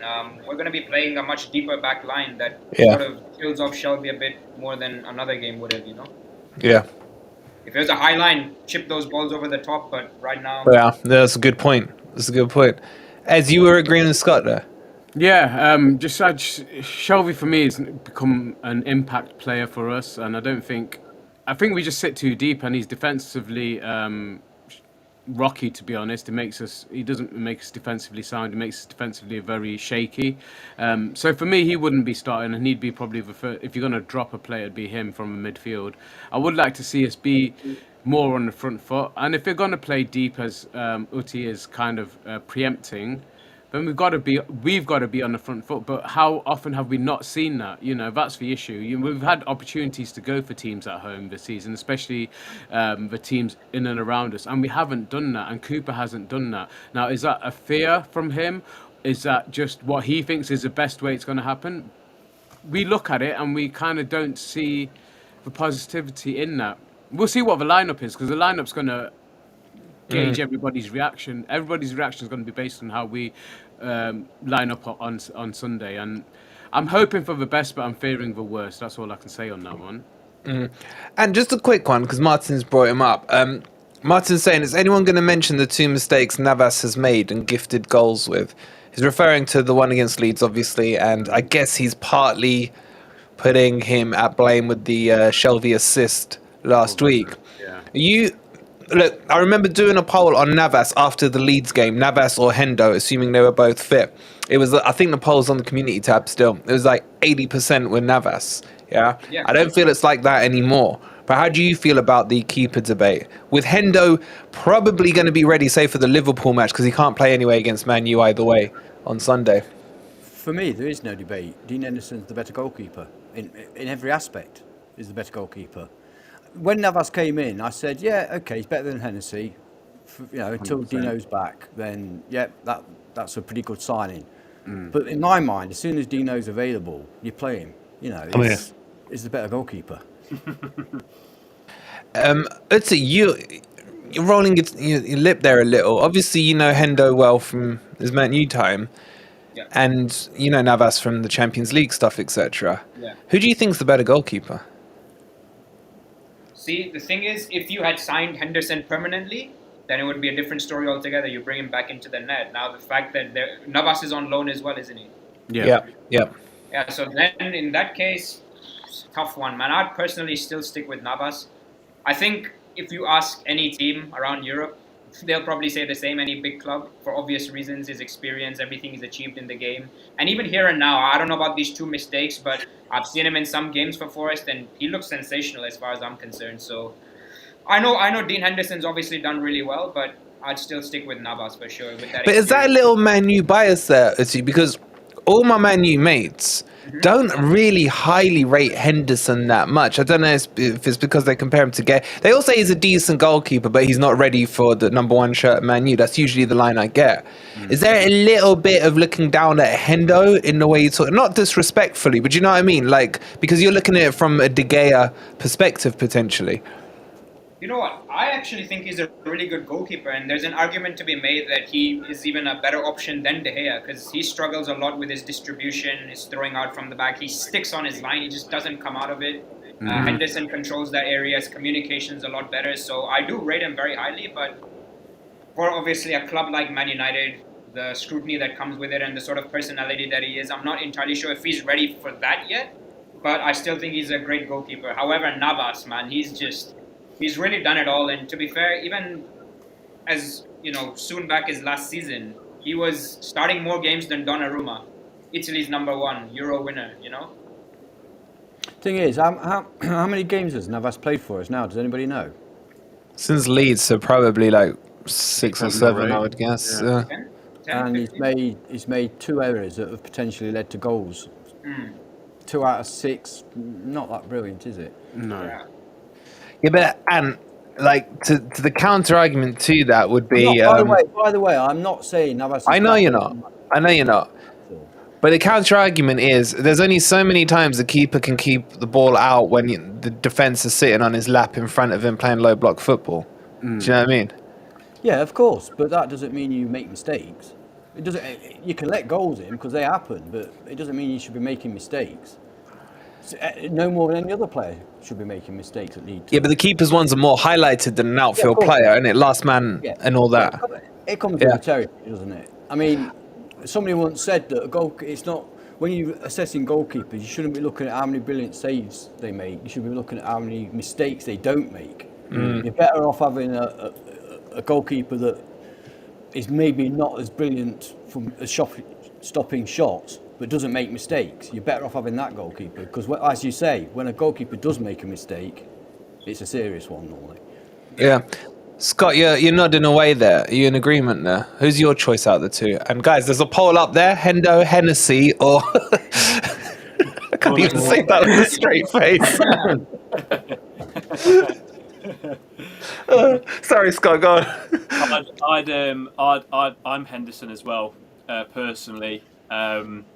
I don't think Navas's mistakes have been blaring ones. I think the Leeds one, he's sort of parried it back into a dangerous area, and ultimately they've scored from that. He could probably par that sort of away for a corner and whatnot. And then I think he could do a bit better with that Villa one as well. I don't know. I just really like Henderson. I think he commands the defence a lot better. He's a lot more. He's louder. In a penalty situation, any penalty that we concede between now and the end of the season, if we've got Henderson in goal, I fancy him to save it. That's just the confidence I have in him as a keeper. And yeah, just the presence that Henderson is. I don't know what it is. It's stuff like that. I would, if Henderson's good to go after this Man United game, obviously they can't play for Liverpool. I'd get him back in net. Yeah. Dina, is it because Henderson has a lot of passion when he's playing? You know, he's very loud. He's very, up at him. Do you think that's swaying it? Because I'm interested that Uti's gone for Navas as an outsider looking in. Even Talk Forest TV saying Hendo's up. I think are we overlooking this passion thing too much? Dina, I don't know. What do you think? I think the main issue with Navas is that he's not a catcher of the ball, is he? Mm-hmm. He likes to punch it. So when the ball comes low, he pushes it away, and that does cause us some trouble. I mean, he did push it in front of in the pass in the last game. He pushed it out in the last game. Admittedly, would Henderson have done any better? I don't know, but Henderson might have tried to bring it in, whereas he just naturally pushes everything away, and that's great when he can thump it 20 yards up the pitch. But for a defence, I'm sure that doesn't give them confidence that he's going to dominate that area. And I think Hendo does give me that confidence that whenever there's a ball in the air, he's got it pretty much, hasn't he? Yeah. I But think his distribution's atrocious. Everyone forgets. Yeah. I remember the comments, and everyone was complaining about his distribution. That seems to be we do have this thing as a fan base. If they're injured, they're better. The distribution for now. I think as a goalkeeper doing the job, I think they're both good shot stoppers. I think distribution's only really been popular the last 10 years, isn't it? Where they're expected to be passers and more of a sweeper type keeper in some teams, not obviously ours. But fuck me, I'm sorry. You've got a back four that can pass it. Goalkeepers are paid to use their hands. Players are paid to use their feet. We've got fullbacks that should be able to pass it. Felipe can pass it. We don't have to punt it long because we haven't got any tall guys up front. So why are we punting it long anyway? So just roll it out to the fullbacks and get going. I think we said earlier on. Shouldn't be an issue for me. They can throw it. I think we said earlier on when we were discussing Dino Henderson's distribution that it's very hard to distribute the ball when players aren't shown for the ball. And a lot of Forest players have not been shown for the ball. Yeah, there's only really Mangala that comes back and shows for it. Yeah, which he said himself, So he ends up just booting it. What are you supposed to do? And I'm just giving the other side of the argument. That's the coaching thing. That's Cooper getting him in and saying, what are you doing? You need to show for the goalkeeper. Definitely. That is coaching. End of story. You need to show for the goalkeeper. If you don't show for the goalkeeper in the third game run-in, I'm not playing for the rest of the season. It's not rocket science. Yeah, but it's a good point, Dino. I don't know if you remember. It just sticks out to me when we were at the Man City game at the Etihad. It is the Etihad, isn't it? Yeah. I know. I'm sorry to take your mind back there. One of the things that stuck out to me. Massive shout out to Gamik. Am I saying it right? You got the pronunciation spot on, eh? Yeah. Parlez-vous l'anglais? Now you've ruined it. Anyway, Dino, one of the things that stuck out to me in that match was when Hendo got the ball, Worrell was going out. We were playing a back three then. Worrell was going right up to the throw-in line, wherever it's called. And it just looked really weird the way they were split in the back three. And then when he was finding him, it was like, turnover really high up the pitch. And it just feels like you're right in what you're saying. The coaching in how the distribution of the ball was just crazy to see. And it hasn't got any better as the season's gone on. Because, Uti, a lot of the arguments from the Man U fans, the ones who a year ago wanted Henderson over De Gea, was that Henderson's distribution was better than De Gea's. I used to hear that argument a lot, and you think, bloody hell, how bad is De Gea's distribution? Or is it what Ant and Dino are saying, that the defence are just not making themselves available for the ball? And United is probably the opposite. The defence is always available, and De Gea just passes it sideways. And when he doesn't have that option, he'll just punt it out of play. He is awful at that, really, really bad. Henderson is definitely an upgrade. I'm not too sure how Navas has been doing at Forest in that regard, but like one of the comments mentioned, you can't really go wrong with either keeper. There's a lot of problems at your club right now, and this is probably the least of them. A goalkeeper that can pick a pass is a bonus, not a requirement, in my opinion. Yeah. Yeah, it's a fair point. It's a fair point. Let's move on to some real issues, right? Scotty, you touched on it earlier, buddy. MGW and corners. Is MGW too much of a favourite? Now, I'm one of his biggest defenders and fans. I think he's brilliant, yeah. But I cannot not criticise the corners. They're so bad at the moment. And why is he not? And one, do you agree? And secondly, should he be taken off those corners? I think it's about time he was, to be honest. Yeah, I mean, I don't know who would step in and take them apart from him unless it was Shelby, who's probably now going to get dropped. So I don't know who else takes them instead. But something has to change because, again, we're a team that don't really create chances with the ball on the floor or chances full stop. So when we've got a corner and we've got Felipe, who's 6'3", whatever he is, Joe Worrell, players like that, and high, we want to make the most of those corners. We really do. Look at Yates' headers last season. Exactly. Yeah.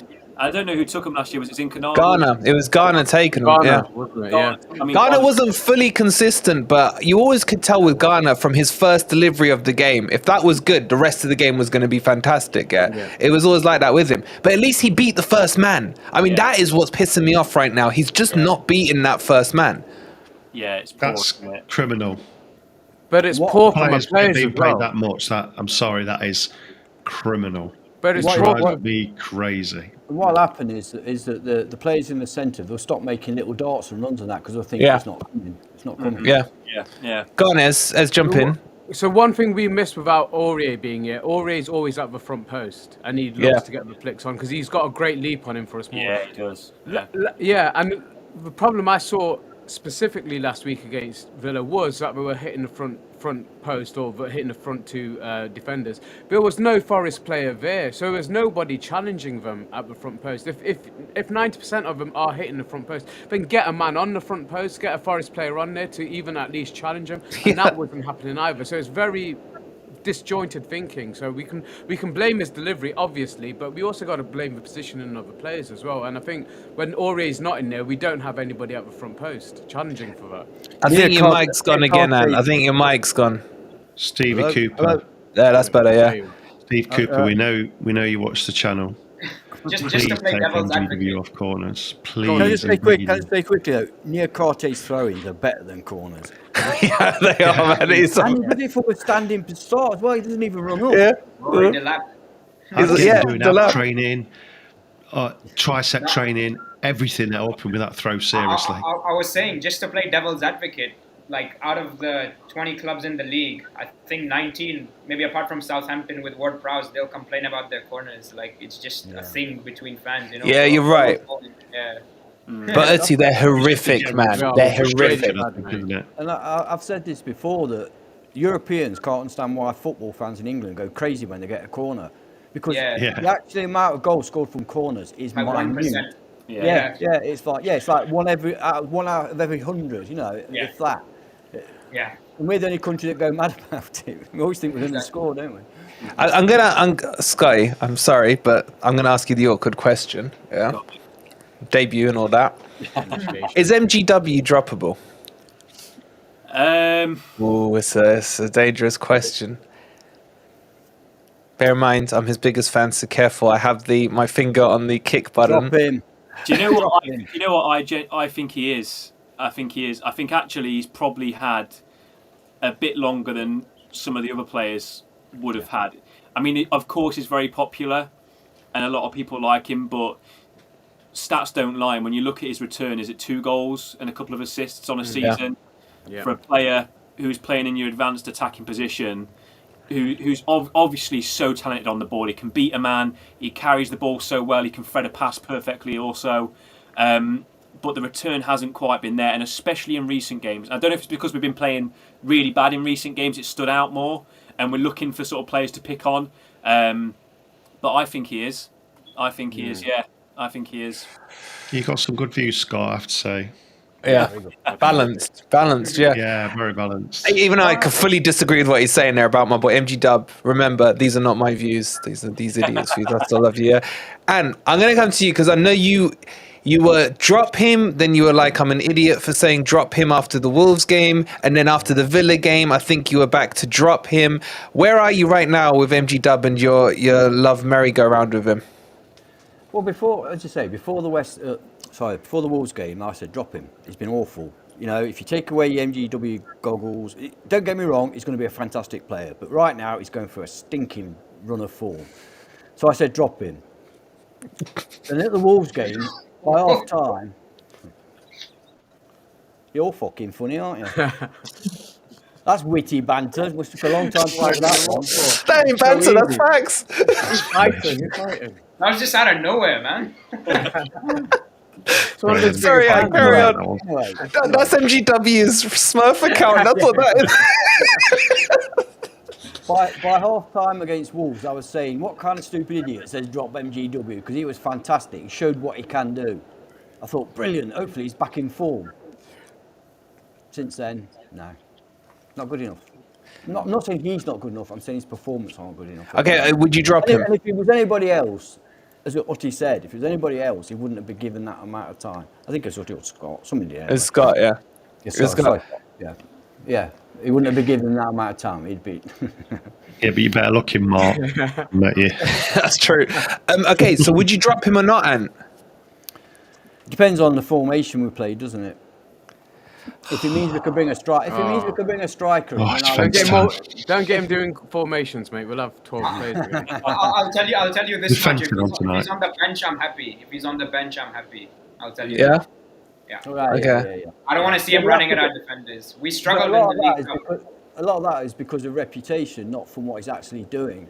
You know, we do that. It's his current form is poor. We're not saying he's been poor all season. Clearly, he hasn't been, but his current form is poor. And any other player probably would have been given a rest. I'm not saying drop him, but I suggested that he misses out a half. He doesn't start a game, but Cooper's sticking with him. Now, if he's going to stick with him, and I said this last week as well, but other players have let him down. Certain players, well, most of the players have let him down, to be honest. And players like Morgan Gibbs-White, who is probably we'll all agree, was his main target in the summer, hasn't really come through and hasn't really been consistent enough to one, to warrant his price tag, and two, to warrant being kept in the team and not being given a rest. So, yeah, I think you've all got agendas, mate, against my boy. I really do. I've not said anything yet. You're not going to get this. I don't think. I'm saving the voice of experience and reason for once this agenda boy. Because let's not forget, man. Ez called him out.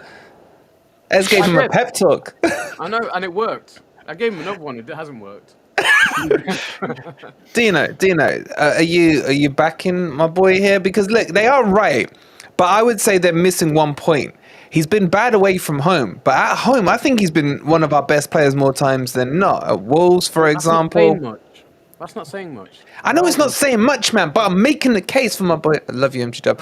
Dino, where are you on this argument? For me, for the first half of the season, he was by far our player of the season for me.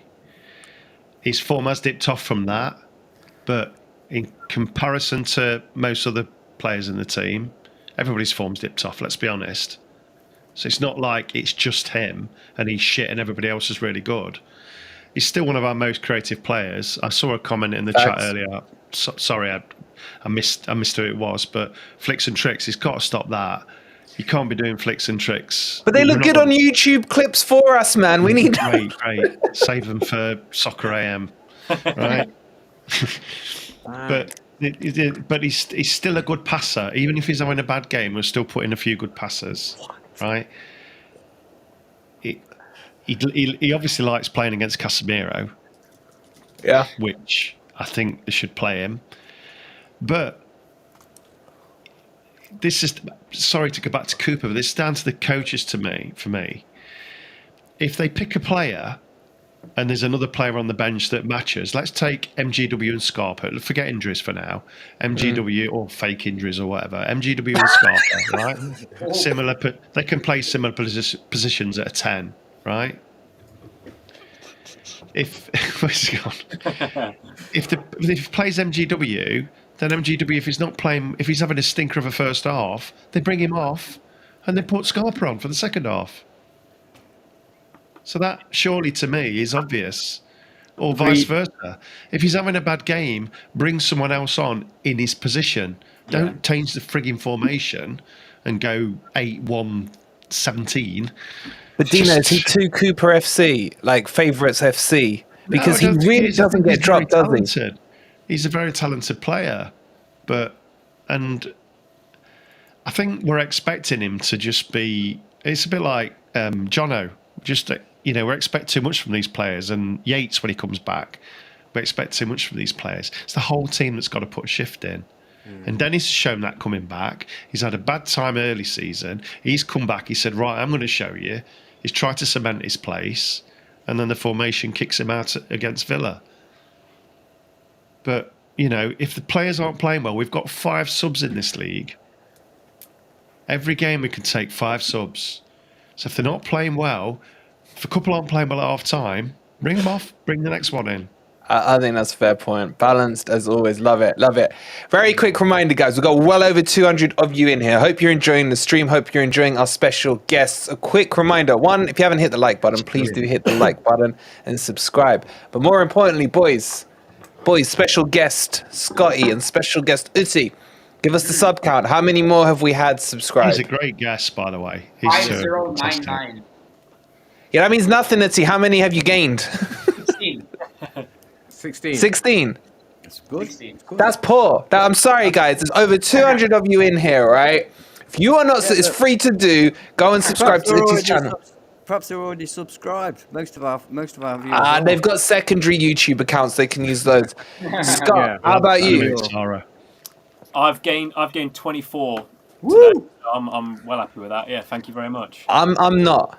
No, Scott is bringing such balanced views. Yeah. And if you guys want them back on, you know what to do, guys. And we need to make them feel like they want to come back and do some more streams with us. So show them that that's the case, but just hit the subscribe button. The link is in the description.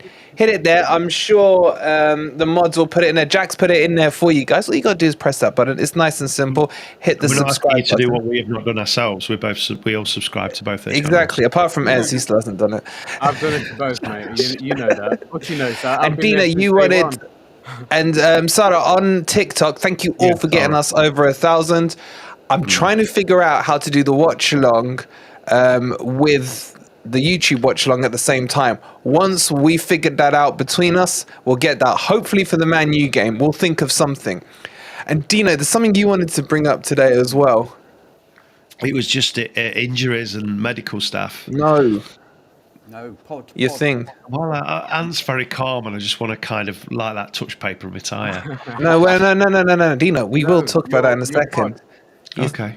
You wanted to talk about... yeah, sorry. I'm going to drop it in chat. So I've got a new YouTube channel that's kind of part podcast. It's part podcast that you've already seen of stuff that I've done for FFTV. But there's some other stuff I do as well in business. So I've interviewed an explorer. I've interviewed a transgender racing driver. I'm going to interview Sebastian Buemi, who's another racing driver. For those who like Formula One, they'll remember him from sort of the Red Bull reserve driver and the and Formula One teams. Anyway, he's in Formula E now, so I'd appreciate it. It's a brand new channel today. I've got no subscribers, so I'd really appreciate it if you give me a follow. We haven't even subscribed yet. Billy no mates, Dino no mates. So guys, there's still some branding I need to work on. I've done the branding, so forgive me. But I'm just going to drop it in the chat there. Thank you. And yeah, that's it really. Show Dino some love. He'll be on, per subscriber equals per minutes he's allowed to dedicate to FFTV. And so please go show it some love there. Yeah. For every subscriber, you get free access to my OnlyFans channel as well. And a discounted rate for ants. I'm getting right on with them. I've pinned it to the chat to make life easier for you. So please give them a quick subscribe. Dina, you haven't even given us the link, so I was hoping we'd be the first. But I've just subscribed. Fantastic. Fantastic. Ping, they're all coming through. All right. Anyway, now that the free... By the way, I've got what? Go on, Ant. out of the box question for Uti, actually. Uh-huh. We're quite massive fans of Gustavo Scarpa on this channel. Yeah. And are you as surprised and disappointed as us about the way he's not been utilised at all? That's always the risk you run with January transfers, but I am surprised. I thought Danilo would be the one getting less game time simply because of his age. Scarpa is very much in his prime. You would think he would make an instant impact, but for whatever reason, he's just not getting the minutes, is he? I'm not too sure why. It must be something to do with what he's doing on the training ground, I suppose. I mean, it's a mystery as much to you as it is to me. I mean, it's just...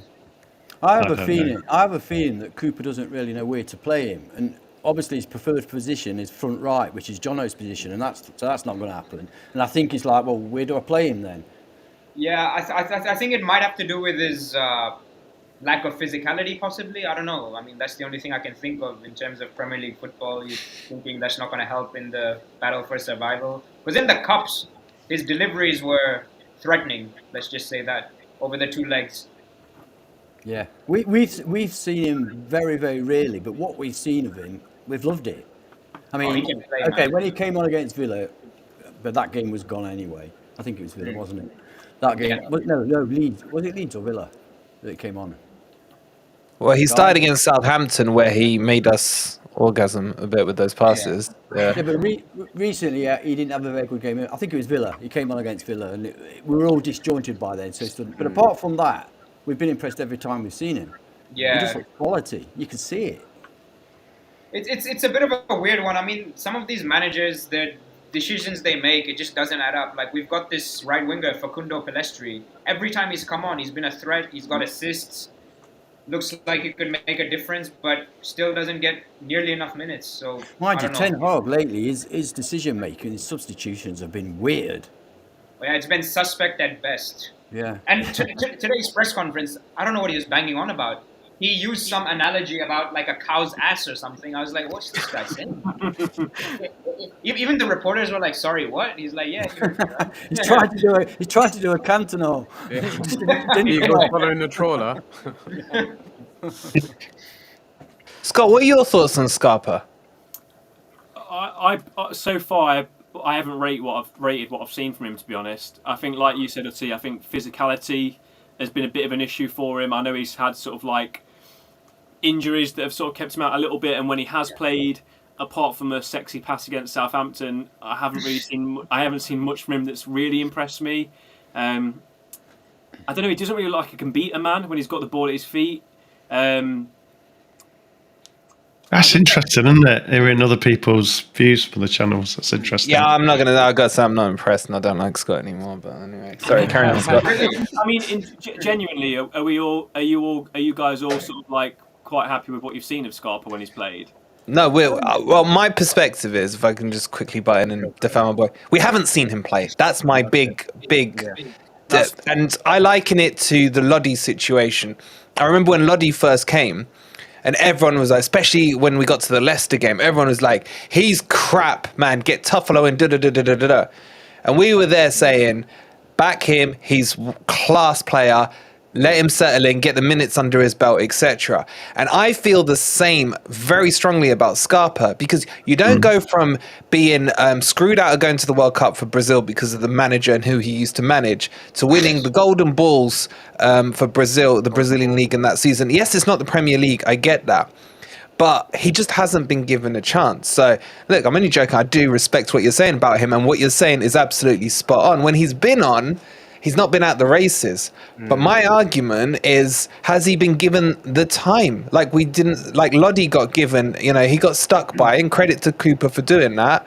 But Scarpa's just been, I feel, because he was signed in the summer and then he got dumped in January, he wasn't a Cooper signing for me at all. And he's a luxury item. And Dean, what are you laughing at? I've got golden balls.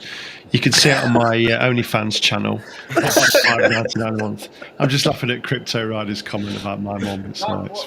Wolverine, what you're saying is spot on. Like, for example, Sabitzer, United supporters initially were like, no, we're not having him. We're just going to send him back to Bayern Munich. But that was like, 5 or 6 games in. Now he's showing what he's capable of, and suddenly the tide has turned. unfortunately for Scarpa, I think Cooper wants to go with the safety first option, doesn't want the flair player out there. So it's a bit of a tricky situation. Probably love to see him get minutes, and he could quite possibly perform. But when you're in a scrap down at the bottom, it's tough from a manager's perspective. That's a good point. And jump in, Ant. You tried to jump in a couple of times. Yeah, I was just going to say as well, people... I think people can sometimes be a little bit unfair when they're judging new players. It's difficult enough for any player, even if they've come from Europe, to be plopped into the Premier League in a relegation struggling side and expect them to be brilliant from day one. Yes. Players do need time. I mean, Exactly. £100 million Jack Grealish has taken time to get into that year and a half, rhythm with Manchester City. Yeah. So to drop a Brazilian player in that just in the middle of that shit that we've had.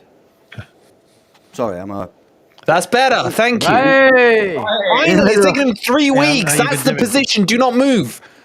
Okay, so it's a bit. He's moved. I think it's a little He's bit moved. unfair myself. I think it's a little bit unfair myself to expect a player from Brazil to be dropped in and perform straight away. Yeah. That's what I say. I kind of want you to talk more now that you've put the mic there. Go on, sorry, Etsy. I was just saying, let's not forget it was an all-conquering Palmeiras side. Yeah. They're used to dominating games. Yeah. Go on, Dino. Just the thing is with Scarpa is that he can play on the right. His two best positions for me are the right and the number 10. And Jono and MGW. And that's probably part of his issue. Cooper's that he's favourites. had starting. He's a class player for me, and I think he's going to be a Danilo when he does play some regular, if he plays any regular games, because I'm afraid that we'll go down and we'll lose him. Yeah. And I'll be pissed. I'll be pissed if we lose him without seeing him, because I was quite excited about him. But it took Cooper a little while to get Danilo in properly and understand that he's a good player. Yeah, he's playing wood from the off. I don't really get any of that really. When you see players like Ayuk, I mean, nothing against him. I think he's okay. I can hear him. It's amazing.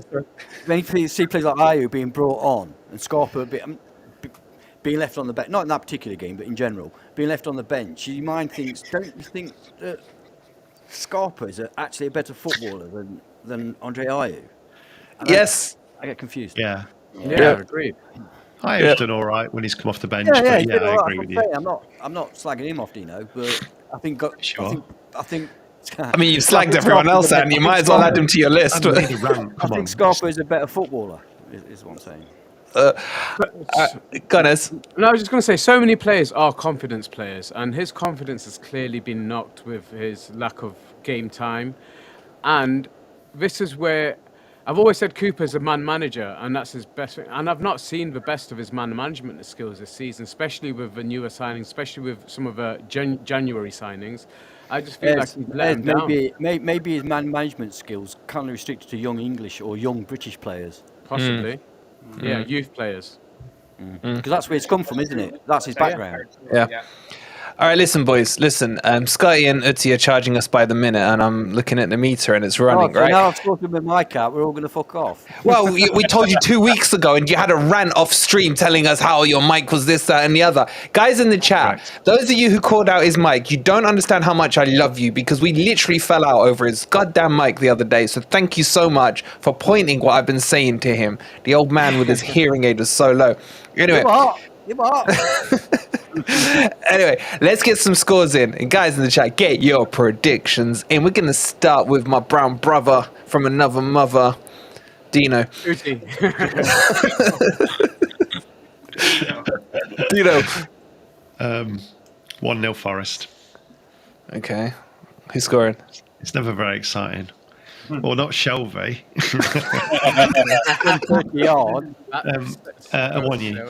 All right, Ez. My actual brown brother from another mother. God. Then, doesn't it? Oh, you're not my brown brother. Shut up, Ez. Wolverine, you're whiter than I am. I'm brown. Shut up. Right, 1-1 for me, mate. 1-1 draw. I think that's. Fence it up. Yeah. Fence it up. I'm fence sitting. Uti, from the other side of the fence, from the Man United side of the fence, what are you thinking? I'm going 1-1 as well.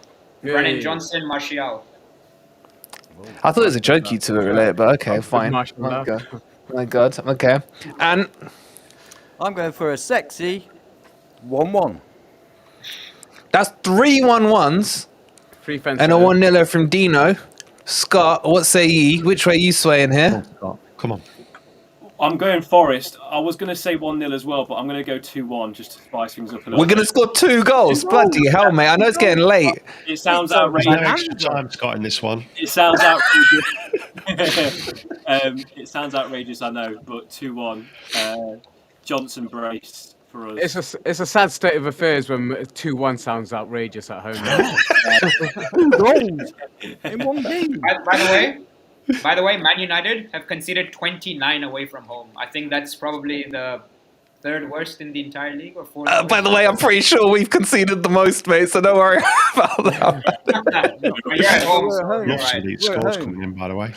I'm loving these scores coming 8-1. I would take. Oh, tricky Mickey. Oh, my God. Do you know how cleansing that would I've already be? had a 7-0. Come on, let's get some big scores in here. Do you know how cleansing that 8-1 reverse would be? Razza, you've been up too late now. It's past your bedtime, Razza.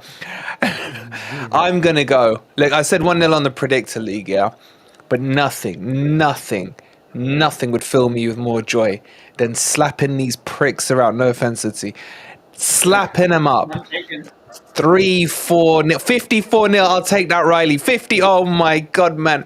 I would rip Nick a new one for the rest of his life. I'll take a 3-0. I'm going 1-0. Forest. I'm going 1-0. I can't see any more than that. Positivity in the chat, though. I just wonder Mate, whether it's the injuries that Man U. Let's be real. Let's get back to reality here. Yeah. If we lose on Sunday, it's not game over. But the fat lady's warming up her vocals. She really is. Yeah. Yeah. So this is how serious this game is. So Eric Tenshag, if you're watching, yeah, focus on Sevilla. Sevilla should be your priority, mate. Yeah. Don't worry about the Premier League. 2 cups this year. Spurs will do a Spurs. You don't need to worry about 4th. You'll finish 4th. Spurs are Spurs. It's fine, right? Just focus on Sevilla. And focus on not turning up on Sunday. Rest your players. You ain't got many good players left anyway. And I'm going for 1-0. And on that note, I gotta say, what a stream it's been. Have we had Scott? Yeah, class that. Yeah. Scott said 2-1. Yeah, good to see you were listening, man. Good to see you were listening. Yeah. Good to see you were listening, mate. Yeah, we bring a guest on. At least show him the courtesy of listening to him. Mate. I was Seriously. to make sure that he didn't miss out. I forgot. I appreciate that. Thank you. It's got your brilliant guests, guys. Can you get some love in for these two? They've been brilliant Absolutely. tonight. Can we have a little round of applause for our fantastic guests? Yes, lads. Brought a lot of balance to us because we're normally proper grumpy. Before we go, can we just have a subscriber count from both of you guys, please? Yeah.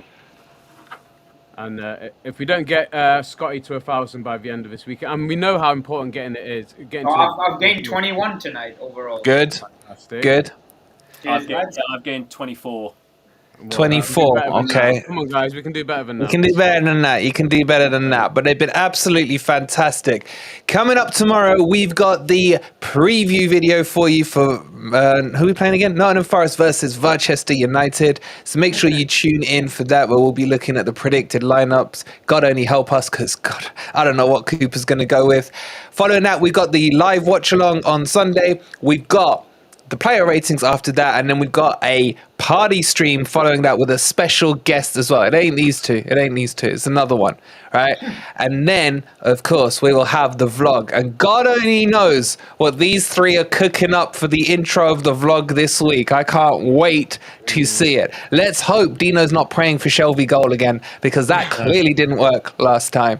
Guys, before you leave, hit that like button, subscribe to our channel, to Scotty's channel, to Uti's channel, to all the other Forest content creators, Rads, Doors, TFTV, all of them, all the new and up and coming on. Show some love across the YouTube world, because we are all Reds. Thank you so much for watching. We'll see you tomorrow, and come on, you Reds. You Reds. Take care.